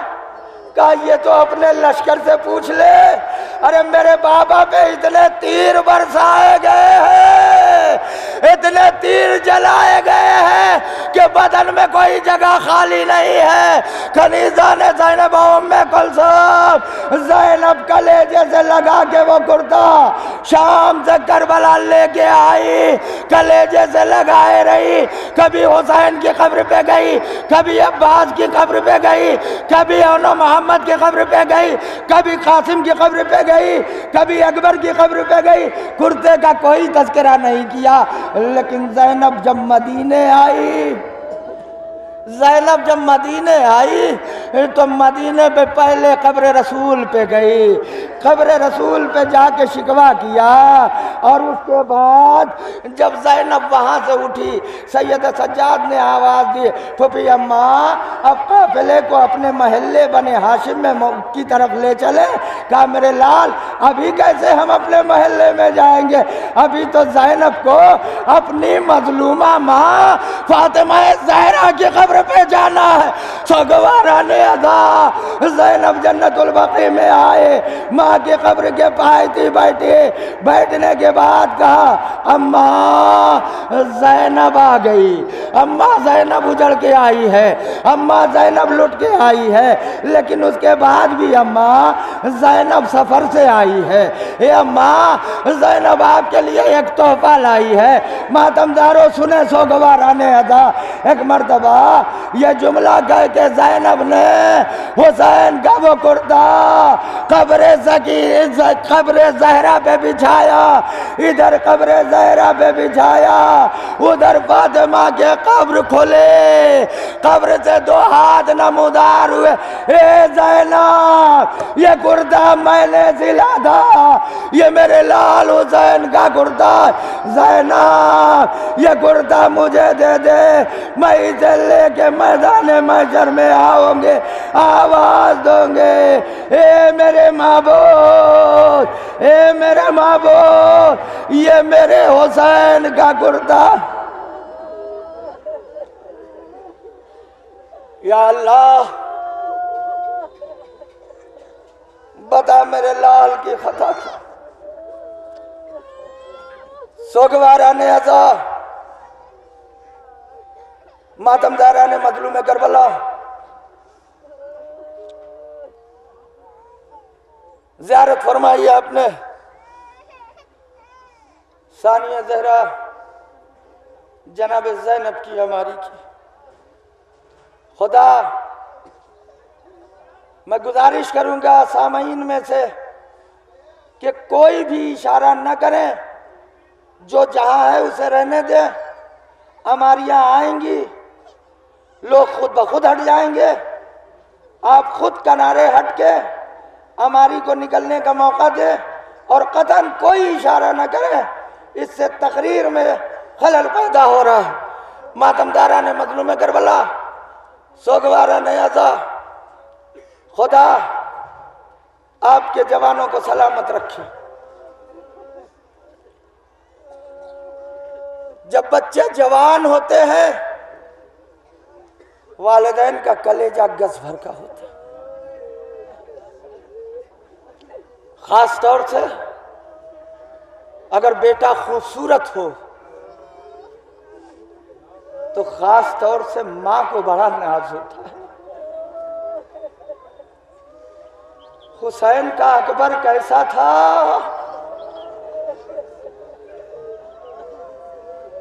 حسین کا اکبر کیسا تھا؟ ایسا تھا حسین کا اکبر کہ نماز فجر پڑھنے کے بعد، اللہ کی عبادت کرنے کے بعد مدینے کے لوگ حسین کے دروازے کے سامنے قطار لگا کے کھڑے ہو جاتے تھے، ہاتھوں کو جوڑ کے کہتے تھے فرزند زہرا ایک مرتبہ رسول کے چہرے کی زیارت کرا دیجئے۔ یہ جملہ جب اکبر کی ماں سنتی ہوگی تو لیلا کا کلیجہ کتنا بڑا ہوتا ہوگا۔ لیلا کا کلیجہ کتنا بڑا ہوتا۔ سوگواران عزا جناب لیلا خود فرماتی ہے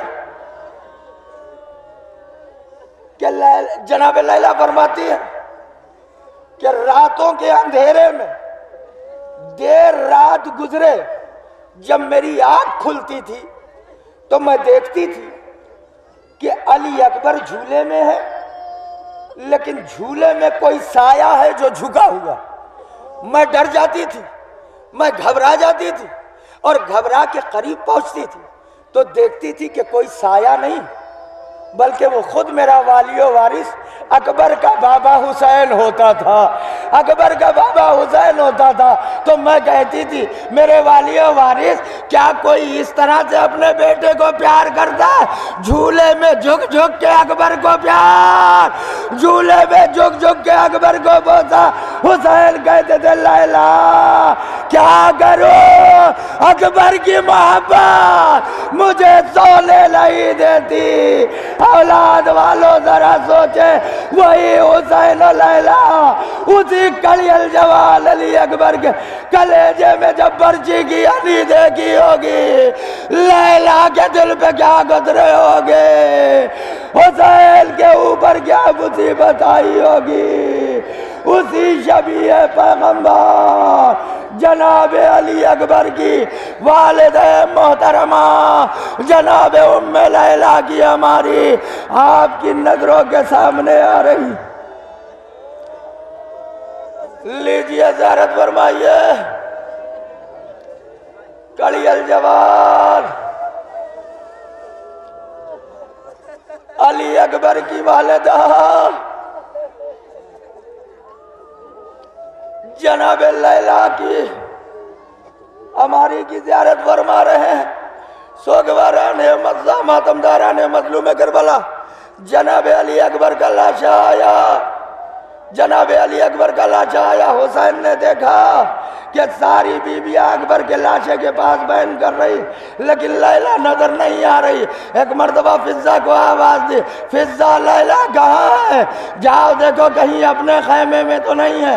جناب فضہ لیلا کے خیمے میں گئی، کیا دیکھا؟ جناب لیلا خیمے کی کبھی اس دیوار سے ٹکراتی ہے، کبھی اس دیوار سے ٹکراتی ہے، کبھی ادھر جاتی ہے، کبھی ادھر جاتی ہے۔ ایک مرتبہ جناب فضہ نے آواز دی، شہزادے راستہ ادھر سے ہے۔ اب جو لیلا نے فضہ کی آواز سنی، آواز دی فضہ مجھے سہارا دو، میری آنکھوں کا نور چلا گیا ہے، ہائے اکبر کی موت نے مجھے نابینا بنا دیا، مجھے کچھ نظر نہیں آ رہا ہے، اے فضہ مجھے لاش علی اکبر تک لے چلو۔ زیارت فرما رہے تھے آپ جناب ہم شکل پیغمبر جناب علی اکبر کی والدہ گرامی جناب ام لیلا کی ہماری کی لیجئے اب آپ کے سامنے بیوہ جناب امام حسن یتیم حسن جناب قاسم کی والدہ بزرگوار جناب ام فروا کی ہماری آپ کی نظروں کے سامنے آ رہی ہے۔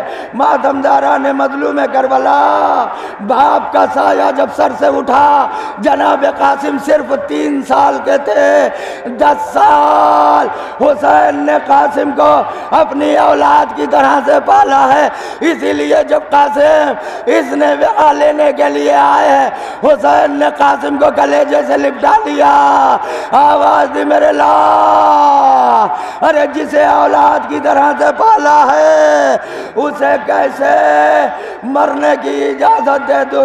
ماتم داران مظلوم کربلا تعویذ حسن نے مجبور کیا، حسین نے اجازت دی، قاسم میدان میں آئے، اشقیاء کو زیر تیغ کیا، ملائین کو قتل کیا۔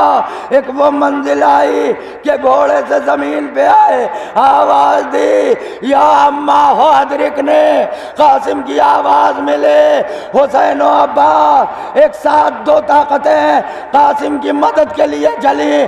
اب جو ظالموں نے دیکھا تو ان کے حواس گم ہو گئے، کسی کی عقل کام نہیں کر رہی تھی کہ 2 طاقتیں ایک ساتھ آ رہی ہے، ایک طرف حسین ہے ایک طرف عباس ہے۔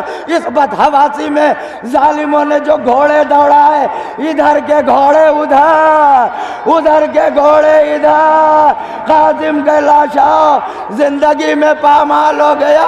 حسین پہنچے ایک بلندی پہ، 3 آوازیں دی، اے میرے لال قاسم تم مجھے نظر نہیں آ رہے بیٹا، اے میرے لال قاسم تمہیں حسین بلا رہا ہے، آواز دو تاکہ حسین تمہاری مدد کے لیے آ سکے۔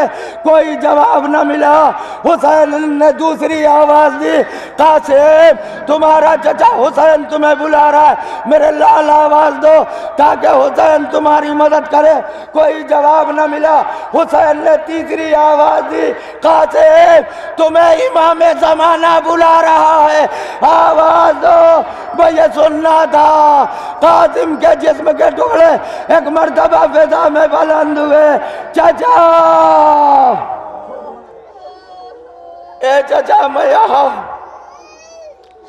حسین پہنچ، عجب منظر دیکھا، خدا کسی چچا کو وہ منظر نہ تھا۔ زیارت فرمائی آپ نے اس بیوہ حسن جناب ام فروا کی ہماری کی، اور اب جناب ام فروا کی ہماری کے بعد آپ کی نظروں کے سامنے بیوہ جناب قمر بنی ہاشم جناب ام لبابہ کی ہماری آپ کی نظروں کے سامنے آ رہی۔ ماتم داران مظلوم کربلا بیوہ جناب عباس جناب ام لبابہ کی ہماری آپ کی نظروں کے سامنے آ رہی ہے۔ لیجئے زیارت فرمائیے اور کربلا کے اسیروں کو پرسا دیجئے۔ ماتم داران مظلوم کربلا، سوگواران سید الشہداء، غم گساران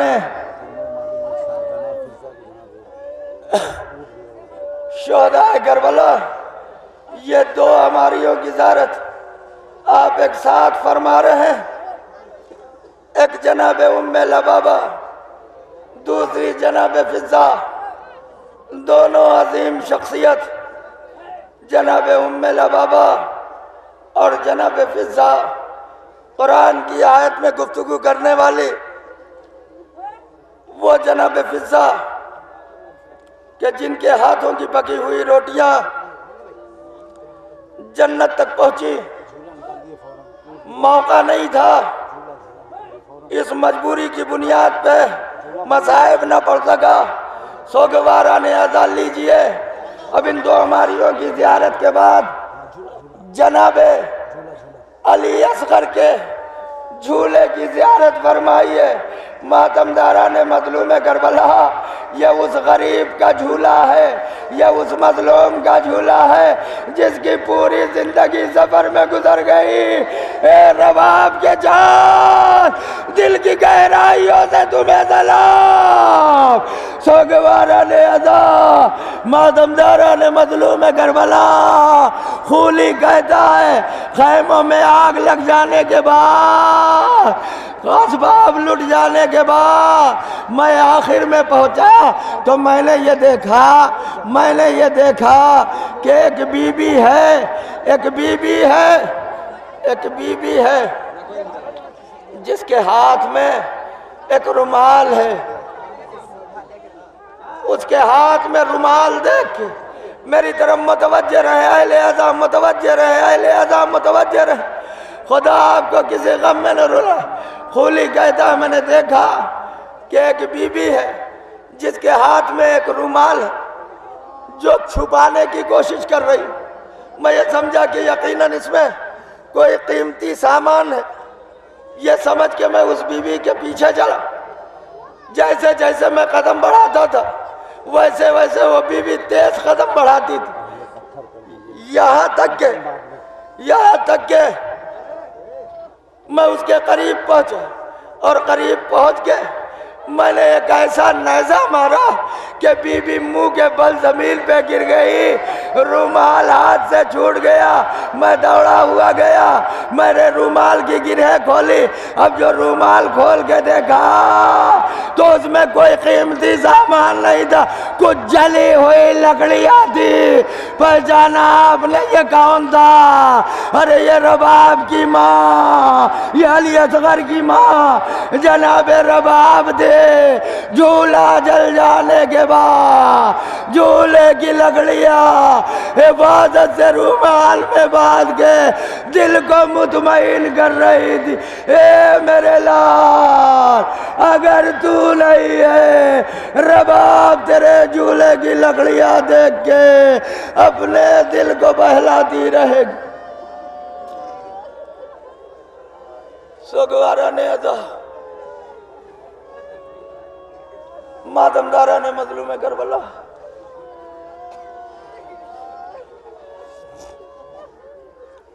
خدا آپ کو کسی غم میں نہ رلائے سوائے غم شہید الشہداء کی۔ آج کربلا معلیٰ میں لاکھوں کی تعداد میں لوگ جمع ہیں حسین کا چہلم منانے کے لیے۔ اے مولا حسین، یقیناً لاکھوں لوگ آپ کے قبر کے اطراف میں آپ کا چہلم منانے کے لیے آئے، لیکن مولا کچھ ایسے غریب بھی تو ہے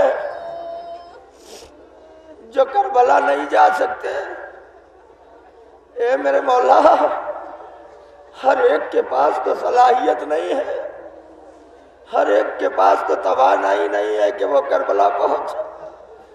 جو جہاں ہے وہاں آپ کا چہلم کر رہا ہے۔ میرے مولا، ہم غریبوں پہ بھی نظر کرم فرمائے کہ ان غریب عزاداروں کو بھی کربلا میں چہلم کرنے کا موقع ملے۔ فی الحال قدرت کا یہ انتظام ہے کہ اگر کربلا تک نہیں پہنچ سکتے تو لو قبر حسین کا ایک پتھر آپ عزاداروں کی نظروں کے سامنے آ رہا ہے۔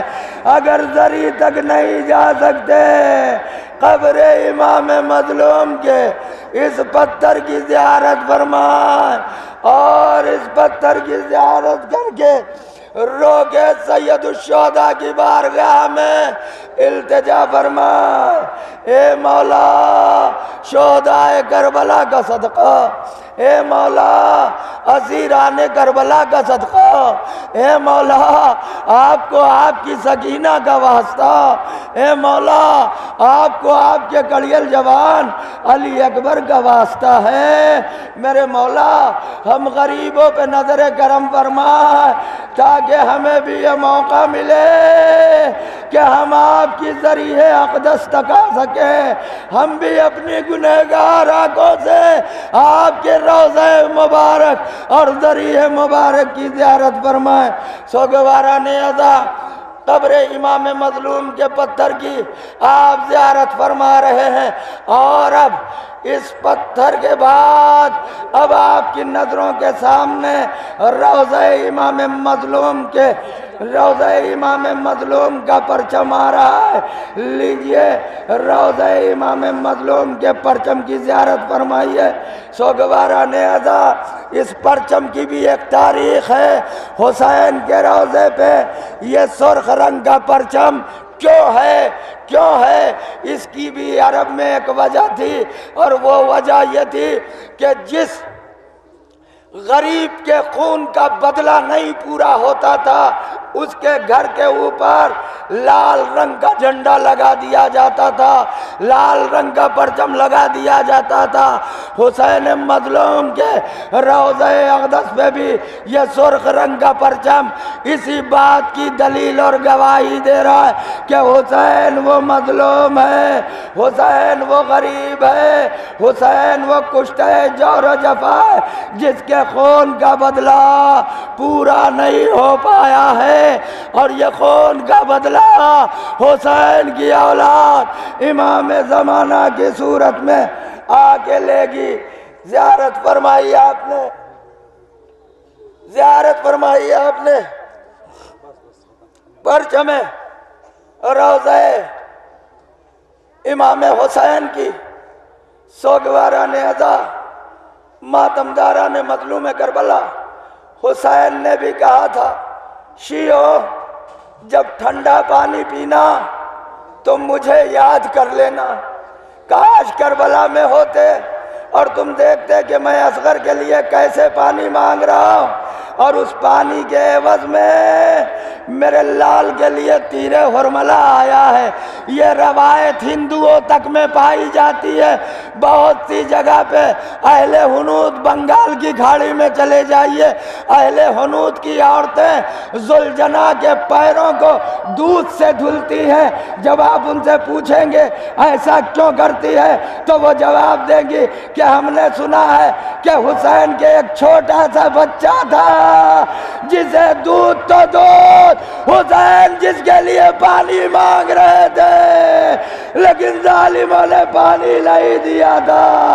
ہائے اسی پانی اور دودھ کو یاد کر کے یہاں لورپور میں اس چہلم کے موقع پہ پانی کی بھی سبیل کا انتظام کیا گیا ہے، دودھ کی بھی سبیل کا انتظام کیا گیا ہے۔ جن ماؤں کی آغوش میں ننھے بچے ہیں اگر انہیں دودھ کی ضرورت پڑے تو شیشی کے ساتھ انہیں دودھ فراہم ہوگا۔ مشو بھائی کا نام پوچھ لے اور ان کے گھر تک پہنچے، انشاءاللہ ان کا بچہ رباب کے بچے کی طرح سے بھوکا نہیں رہے گا، انشاءاللہ ان کا بچہ رباب کے بچے کی طرح سے پیاسا نہیں تڑپے گا۔ ہائے سکینہ نادا